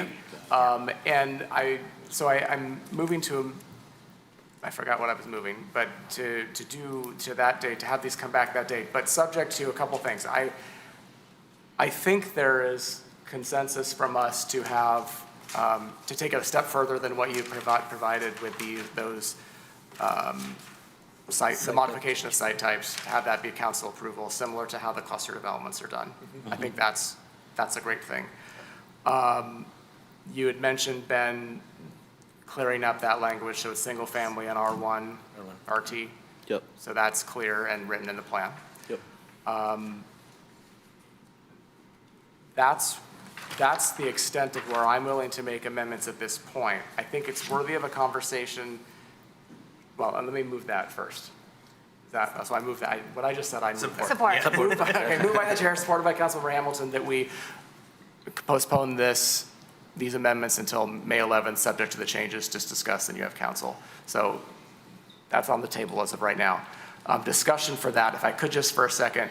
I think there is a dramatic difference, and I'm going to speak to Marcia for a second, a dramatic difference in escalating or having those site type modifications come to council.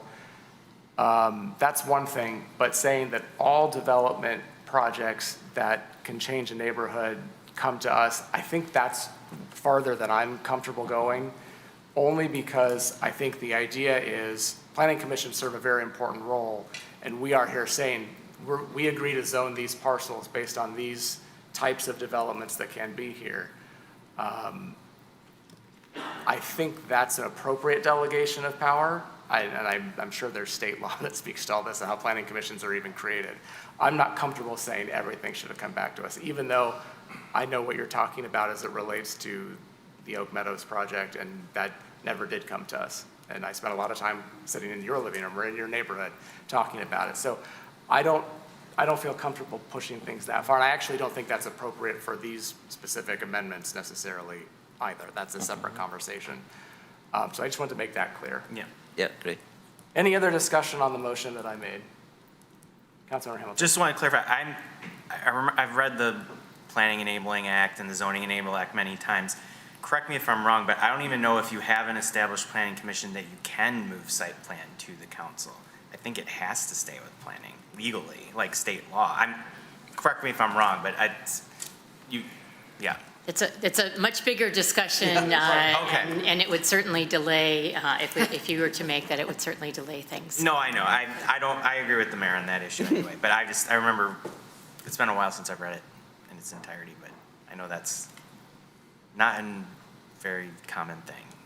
Right. If you have a planning commission. And yet I understand why the request is being brought, and I especially as it relates to that project. But I will look more into that separately on my own just to kind of understand some things about it, but I don't think that is appropriate for tonight, what we're dealing with. Any other discussion? Councilmember Chamberlain. Thank you. I'll go ahead. I just want to start by thanking each and every planning commissioner. As many of us have listened to that planning commission meeting, you've looked at the minutes and you see the attention to detail. And I know that also goes to you, Mr. Carlisle, to you, Director Salvador, for all of your work. There was constant modifications, like constant, just to get it just right to come to us. So I don't want to leave this meeting without appreciating them and appreciating the gentleman in front of us who put so much time into this.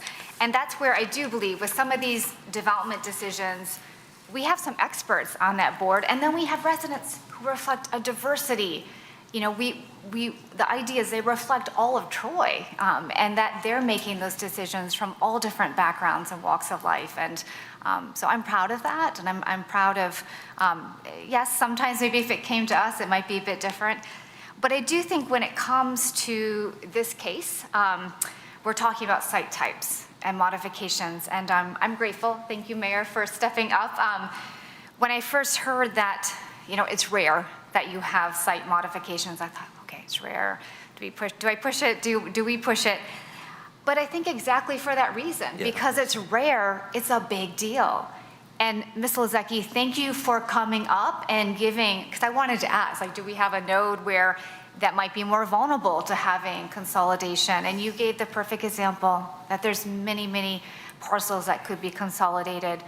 And as much as I know that this language, I'm reading, I have the red line in front of me, it encourages consolidation.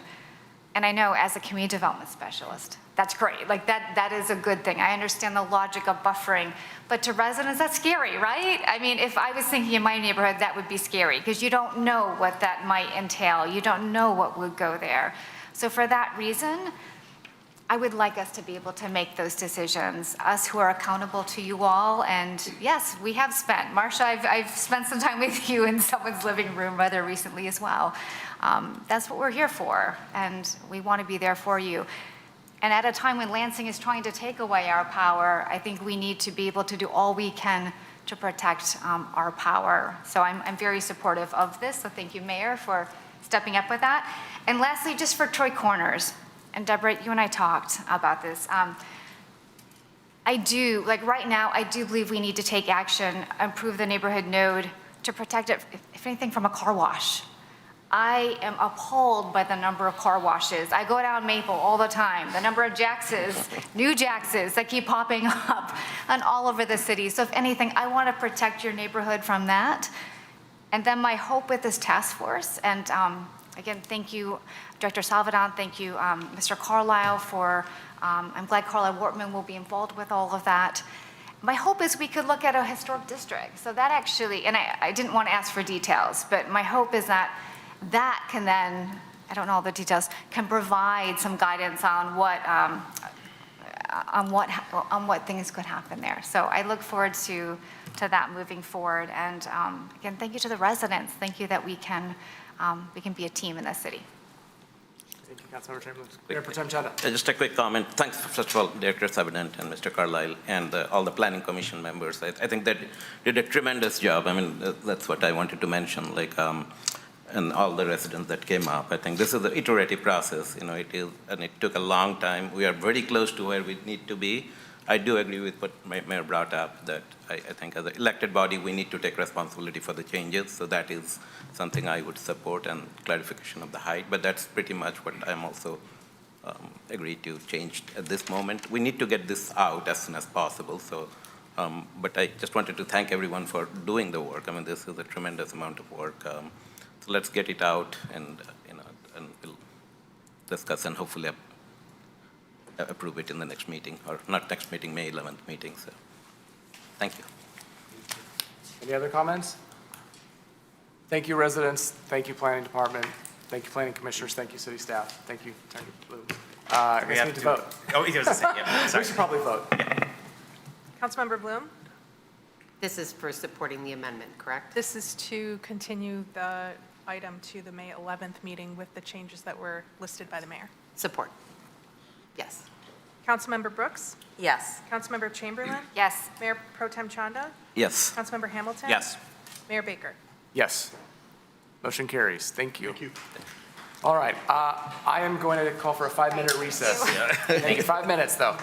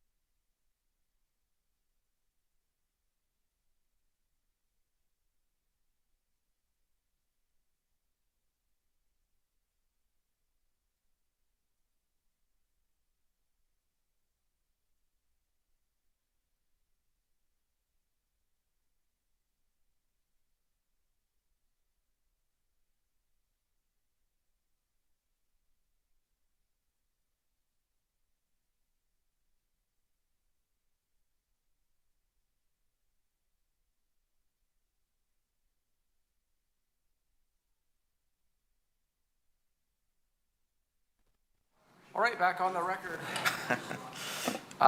Next up, public comment for items on the agenda from Troy residents and businesses. We do have 2 people signed up this evening. One looks like she left. Same rules as before. First up, Ashok Batty.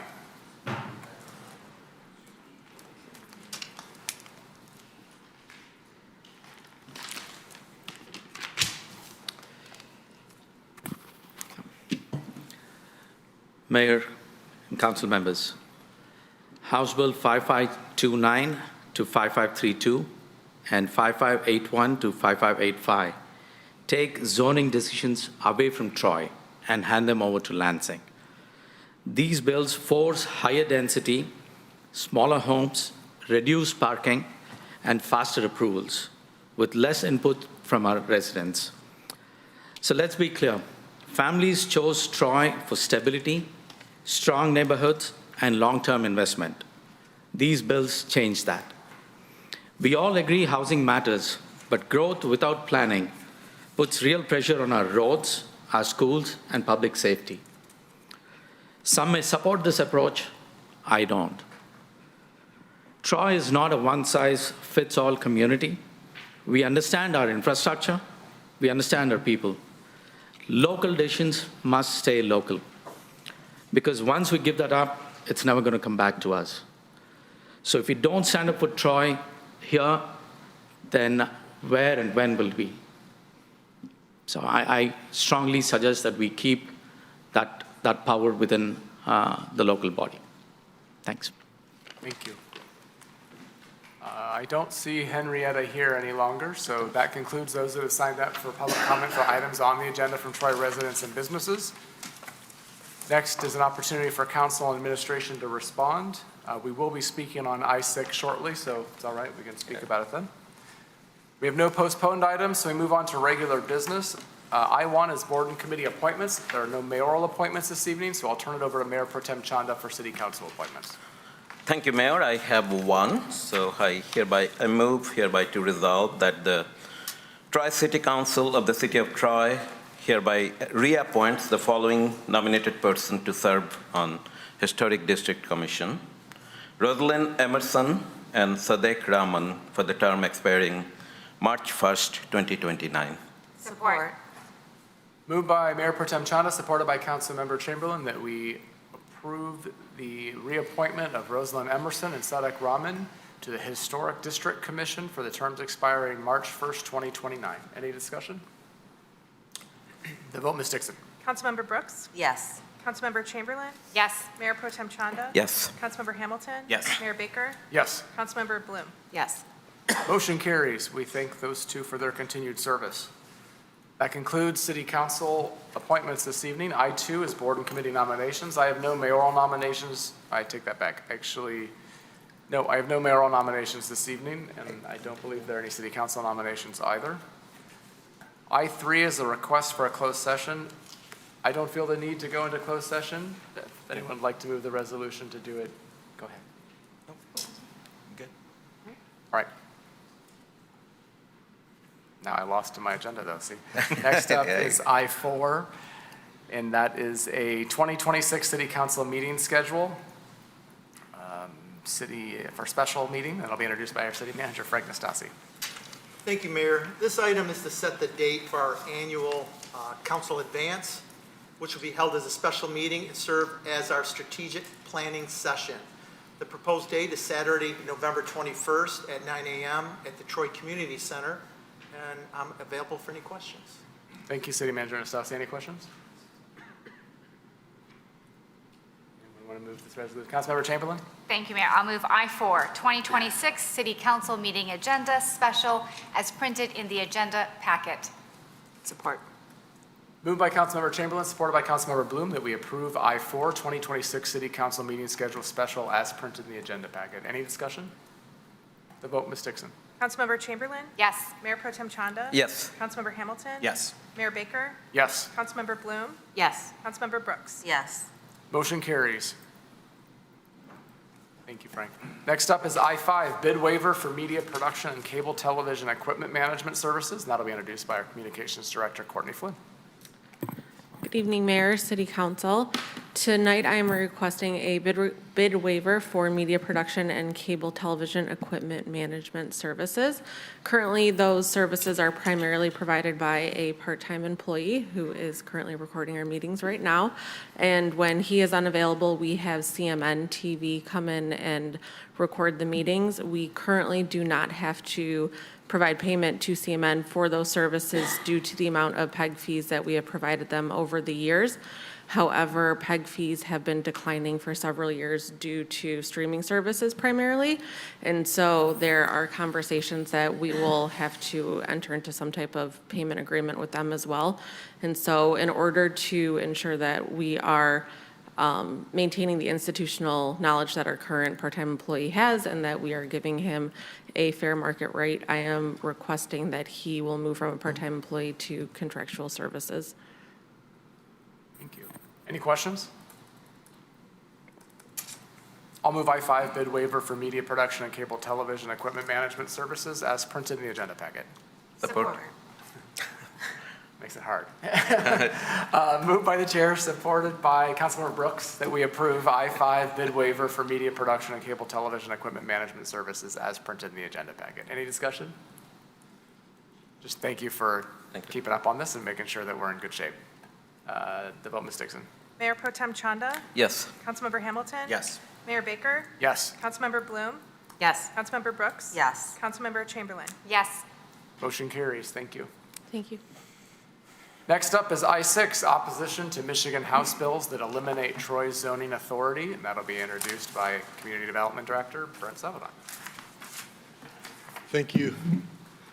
I apologize for having to listen to me speak again this evening, but I think this item is really important regarding the 9 House bills that are in front of the legislature right now. I thought it was important to provide a professionals, planners take on what's proposed. So I've got some images and some data up here. I'll try to fly through this as quickly as possible. So before I get into the data and into the discussion, I just want to say, just make it very clear that the housing crisis is very real, and I would suffice to guess that most families are affected in some way by it, and probably many people in this room are affected directly or indirectly by the housing crisis. It's real, and it's important that it be addressed. Having said that, Troy is already addressing the housing crisis. We've been doing so for quite a long time. So the comprehensive rewrite we did of the zoning ordinance in 2011, we created numerous inclusive districts in our traditional zoning districts that allow a wide range of housing uses. We also have form-based districts in our zoning ordinance, the Big Beaver District and the Maple Road District, which also include various housing types, and we've seen significant development in those districts. And let's not forget about the neighborhood nodes. Don't have to talk any more about that tonight. The master plan addresses the need for more housing options. There's a section in there. There's an illustration that shows missing middle, which we hear Planning Commission and City Council talk about all the time, the need for more missing middle.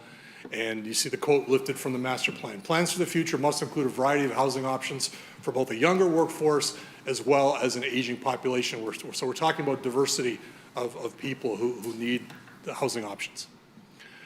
We also have other tools besides just our straight zoning districts. We have planning unit developments, we have brownfield programs, we have QDI in the DDA district, and we have conditional rezoning, which is a really important tool. The illustration I included was recently approved by this body that approved 82 townhome units that the developer has told us that he wants to be attainable, not affordable, but attainable. And we'll wait and see what the market delivers, but we'll take him at his word, and we'll hope that we have 82 attainable units here on Corporate Drive. Missing middle housing is being developed in Troy.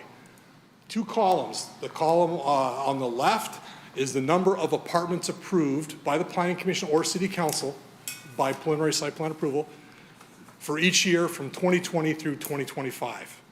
Over 1,000 units, okay, of apartments. The column on the right is townhome units approved. 470 since 2020. That's 1,500 units that Troy has delivered, that through preliminary site plan approval have been approved and one day hopefully going to be delivered to the marketplace. We're a leader in office to residential conversions. Yeah. We've got 150 units that have recently been approved, and we're having discussions for other conversions moving forward. So this is a best management practice, and we're active participants in this process. This is, for a comparison, this is lifted from the SEMCOG website. This is 2024 data. This is for total new units permitted, okay, different than approved by Planning Commission. These are permitted units in 2024. There's a little bit of a story here. So Troy is only 6th of the top 10 in SEMCOG. We all know all the counties that are included in SEMCOG. But if you look a little bit closer, the number one, so we're number 2 in Oakland County in 2024. The number 1 is Commerce Township, and the other communities on this list are Lyon Township, Milford Township, Independence Township. These are not inner ring or outer ring suburbs. These are outlying areas where there's tracts of vacant land and significant development potential. Troy's approaching build out. Notice what's not up there is similarly placed communities like Rochester Hills, Sterling Heights, Warren, Southfield, Novi. They're not on this list. We are punching above our weight in terms of delivering new housing units. Now, this is a combination of attached and single-family residential, but we're number 2 with a bullet here in Oakland County. And I just got this today from SEMCOG. This is not even published yet on their website. This is similar data for 2025. Troy's number 1 in Oakland County for delivering all units, permitting units. And this is, we're number 1 for multifamily, and we're number 1 for single family. Okay, we're leading in both categories. So we're punching above our weight, and we're delivering housing units to the marketplace during a housing crisis. That slide, I'm just repeating myself. What's my point? Municipalities should have local control over local land use decisions. It's not fair for the state to force Troy to remove our discretion of Planning Commission, of City Council, when we're already delivering units to the marketplace. And if I could close with this, just to give you one real-life example, House Bill 5581, which basically states that an accessory dwelling unit is a permitted use of property under a zoning ordinance and is not subject to approval or disapproval under a zoning ordinance. So under the proposed House Bill 5581, an accessory unit could essentially go anywhere on a single-family property, provided it's at least 15 feet from the right-of-way in the front yard and 5 feet from the side yard. We have a intern in the planning department named Sophia Rowdy. On Monday, she works at the front desk. I'm sure many of you know her. She's getting her master's degree in architecture, and I asked her to do a rendering for us, showing a typical single-family house in a subdivision in Troy. And she used this one. I don't know the address. Maybe someone recognizes it. But she did a great job. Looks like a photograph. This is, in any of the streets that anyone here lives on, this is what it could look like. And then I had her plunk an accessory dwelling unit in the front yard, 15 feet from the right-of-way and 5 feet from the side yard. And I'm not standing here saying that accessory dwelling units are a bad idea. That's not my point. My point is, if the elected body of the city of Troy decides that this is a good idea, it should be you folks that make that decision, not the state. So this is just one example, and I don't really have any questions. I just wanted to voice my strong opposition to the House bills that are in front of the state. Thank you. What if we have questions right now? I appreciate it. First of all, I think that picture could go viral. I don't know. I haven't seen a lot of those. So. Any questions specifically for Brent? Councilmember Chamberlain? Thank you, Mayor. I thought there were companion Senate bills right now. Are there not? Do we know? I thought those had been introduced. City Attorney Bloom? There is legislation that is proposed by the Michigan Municipal League and the Michigan Township Association, but right now it's limited to the House at this point in time, to the best of my knowledge. Okay. I thought, or maybe there's something in committee. Okay. The other thing is, I understand these focus on the House bills, and so we're focusing on our legislators. I just wonder if we could also make a statement to send this to our senators who cover Troy as well, because, there may be legislation at some point there, even to the governor. I know this is legislation, but if there's a way to send it further afield as well, just to let people know where Troy stands. I just wonder if that's a possibility. I think we can address that. Any other questions? Okay, I'm going to move I-6, opposition to Michigan House bills that eliminate Troy's zoning authority, except amending it to include the state senators that state senator that represents the city of Troy and to the governor's office. Or if there's catch-all language for all state government officials that represent us based on something else. Support. Moved by the chair, supported by Councilmember Chamberlain, that we approve I-6, opposition to Michigan House bills that eliminate Troy zoning authority as amended. Discussion. Mayor Pro Tem Chanda. I mean, I couldn't have agreed more with Director Sabadant. I mean, this is really, you hit the nail on the head. I mean, we do have a housing crisis, but Troy is doing its job. I mean, Troy is creating housing, and I didn't know the exact number. That would be my question. How many units have we approved in the recent past? And you gave us a very good picture of what we are doing in Troy. The basic idea is that we need local government control. I mean, that's the reason. I mean, each communities are different. Troy is different from another city in Oakland County or some another township in mid-Michigan. So I definitely would support this. I think the bills, at least the way they're written, they're not acceptable. There may be a bill that could come up in the future that would be somewhat of a middle ground, but I absolutely do not support this bill. So I'm not voting in Lansing, so obviously all we can do is vote here to send the message to our legislators and to our governor that we are the municipality, we are opposing these bills because local control is very important. Councilmember Chamberlain? I'll just add quickly, Brett, thank you again, Director Salvadant, for that information. If we could somehow put that on the website, I don't know if there's a way, it could be a late submittal or something, just so the public could access it. And there's a way to share that out, even on social media, what we're doing as a community to address the housing crisis.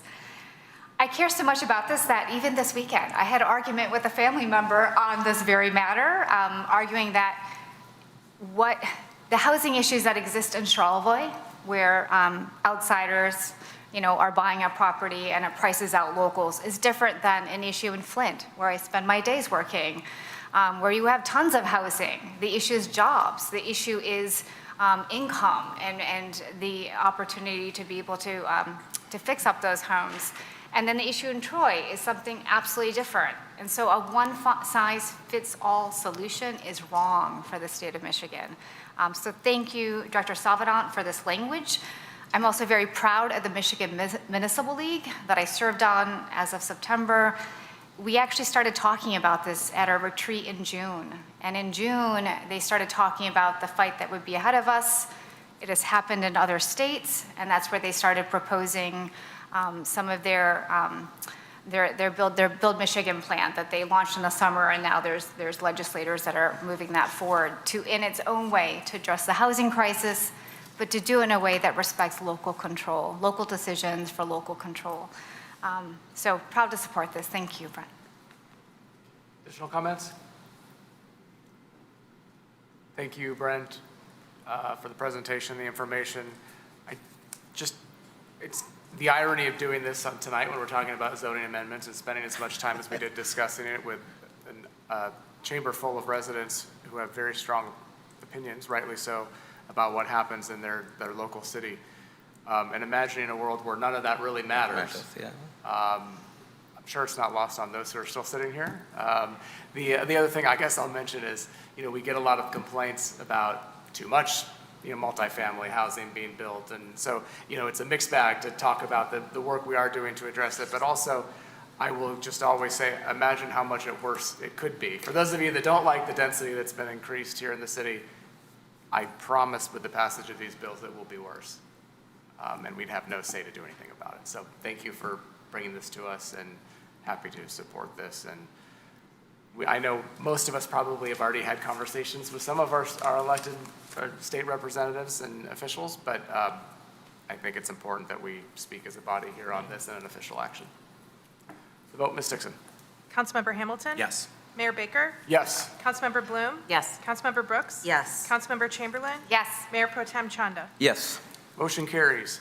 That concludes regular business. Next up is the consent agenda. Would anyone like to pull an item from the consent agenda for further discussion? Councilmember Hamilton. I'd like to move all items on the consent agenda as printed in the agenda packet. Support. Moved by Councilmember Hamilton, supported by Councilmember Bloom, that we approve all items on the consent agenda as printed in the agenda packet. Any discussion? The vote, Ms. Dixon. Mayor Baker? Yes. Councilmember Bloom? Yes. Councilmember Brooks? Yes. Councilmember Chamberlain? Yes. Mayor Pro Tem Chanda? Yes. Councilmember Hamilton? Yes.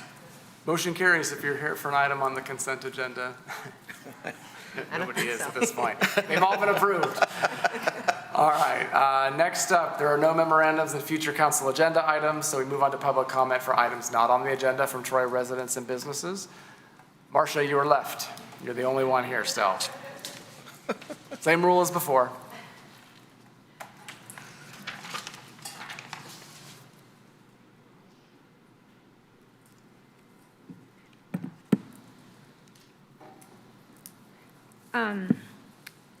So I don't really know what goes on, like, behind the scenes, like, financially, making sure developers are financially sound or any of that. So I just wanted to clarify that, just in case I don't come across correctly. I'm here to raise financial concern about the developer, Gary Abatheria, and his company, GFA Alpine Meadows. Some of this was already stated in a letter that I sent to the city on March 18th. On March 31st, I called the Oakland County Tax Foreclosure to confirm, to see if he met his taxes. I spoke with an individual, and he paid the 2023 taxes on 500 and 400 Ottawa Drive. He paid the bare minimum to avoid losing the property unless he chooses not to pay next year's taxes, and nothing more. This is not a great financial profile of a developer who lives in Troy, only develops in Troy, and chairs the city building code of appeals. A man who cannot keep a current on property taxes for land he wants to build on should not be receiving city approvals and extensions. I urge this council to require verified proof of financial capability, including full tax compliance on both properties, before granting any permits, approvals, or extensions to GFL Alpine Meadows. Our neighborhood deserves better than a developer who is one missed payment away from foreclosure. Ottawa has been dragged through the mud long enough. That's all I have to say about that. But I'm going to go back and talk about something that was on the agenda just to clarify. I didn't come across very correctly about saying all things should go towards planning. I realize all things can't go. You guys would be bogged down and never go home to go to sleep. My clarification is things that are really important, that are standout items, specifically the corners.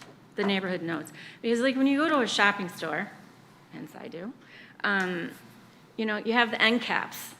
That's where they put all the good stuff. You know, the stuff that's on sale, the stuff they want you to buy that's new on the market. And that's what I feel like the corners are. They're like the shining stars of our city. And I think attention to that is what's going to make our city even better looking. You know, it's not halfway in down the road, it's the corners that are really shine, and they shine on you. So anyways, thank you. Thank you, Marcia. That concludes those that have signed up for public comment for items not on the agenda from Troy residents and businesses. It's an opportunity for council and administration to respond.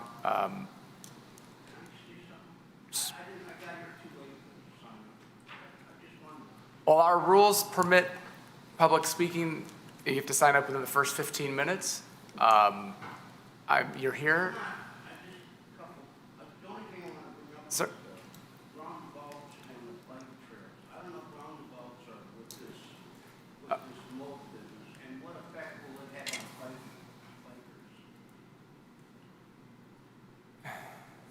These rules. So our rules, I don't have an answer to that question, so I'm not even really sure.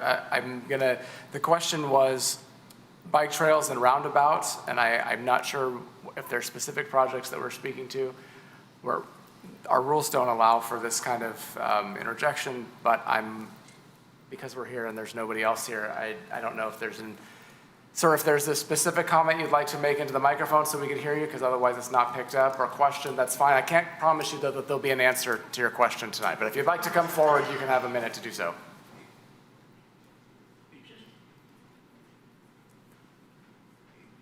It's primarily, hi, my name is Richard Peters, council mayor. For years, I've been riding, folks probably see me, but, this city, like Clawson, possibly Birmingham, Royal Oak, they all have bike trails where you can ride along the side. You can take your moped, et cetera. And, with the burgeoning population with, the bikes coming out, because they're coming, And I was just wondering if our city had any plans for that. Okay, thank you. All right, that concludes those that have signed up or spoken during public comment. We can have council have an opportunity to respond now. Marcia, I want to say thank you for the clarification as it relates to the second part of your statement. That helps me understand a little bit where you're coming from.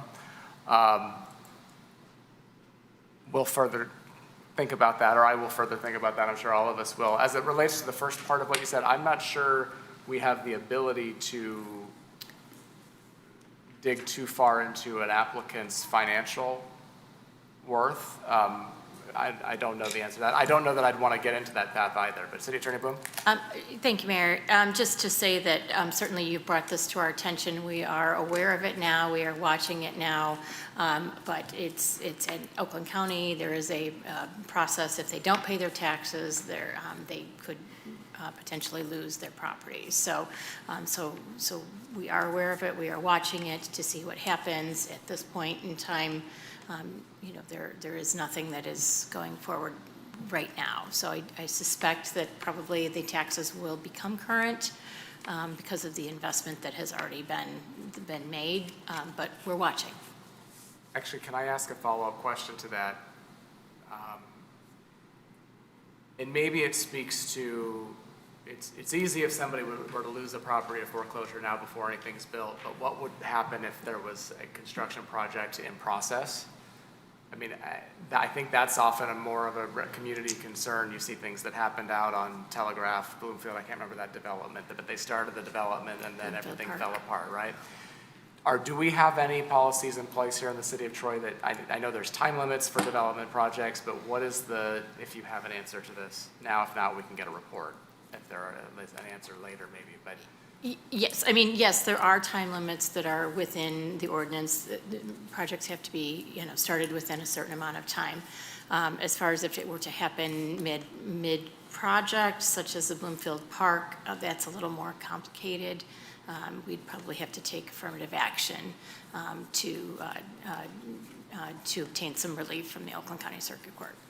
Thank you. I do want to say, I think, for example, the Kmart property redevelopment project, that's a major project. And one of the things that gave me comfort in approving something like that was the fact that the ownership was Somerset, and I knew that they were in a good financial position to ensure that development likely was to progress in connection with the University of Michigan, who seems to be doing okay as well. So, that is something that I think about on a level of when I can. But I think that's kind of where, as far as it goes, other than the remedies we may have otherwise. Again, good food for thought, Marcia. Good to see you. I don't know if anyone else has any other comments they wanted to add to that. All right. I'll continue thinking that, Marcia. Thank you. Yes. There are no council referrals this evening. Limited reports other than the litigation report. Any comments on that? You know what? I apologize. Regarding the bike lanes, the city of Troy has been talking about bike lanes and bike paths and how our master plan relates to that for a number of years. At this time, I'm not aware of any plans for dedicated to specific bike lanes to be added. You're not allowed to come back and speak, but you can listen. But if you wanted to talk with Kurt Bovenseep on your way out, he might give you a 2-minute answer onto some of those things. I'm going to put Kurt on the spot. He would be the one to ask. Thank you.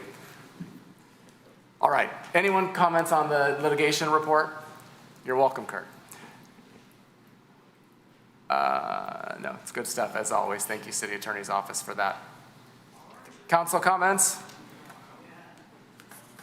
There must have been something earlier, but now I feel like we've commented quite a bit. Yeah. All right. I will say our budget study session meeting for those who are watching, and as a reminder, next Monday night, the 13th, in the council boardroom at 6:00 p.m. It's a great opportunity to learn more about how our budgeting process goes and the culmination of nearly a year of planning to get to the point where council will approve the budget in May.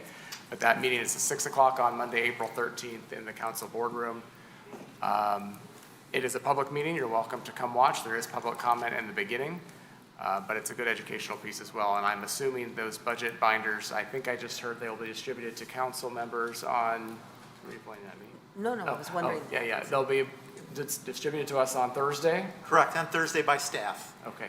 And then do those proposed budgets go up online and before, I can't remember, before the Monday meeting, or is that getting put up? I'm not sure, Bob, do you know that one? Yeah, it'll go online.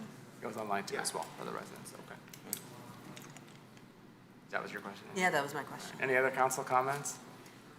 Councilmember Chamberlain? I do have a question. I just remembered our discussion about about priorities as a council. Are we for sure dedicating our second budget meeting to that, or is that going to be decided on at the study session on Monday? I asked that question today too.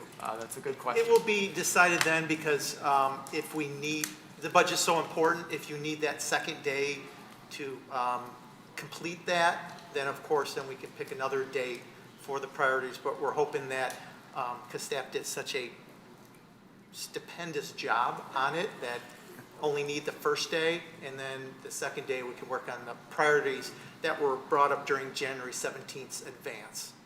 So just for clarification, we should count on being there Monday and Wednesday next Yes. week. Whether or not it's a second day of budgeting or it's a first day of priorities. That would be the plan. Okay?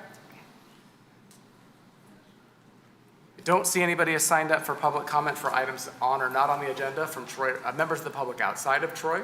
And we don't have a closed session, so we are adjourned.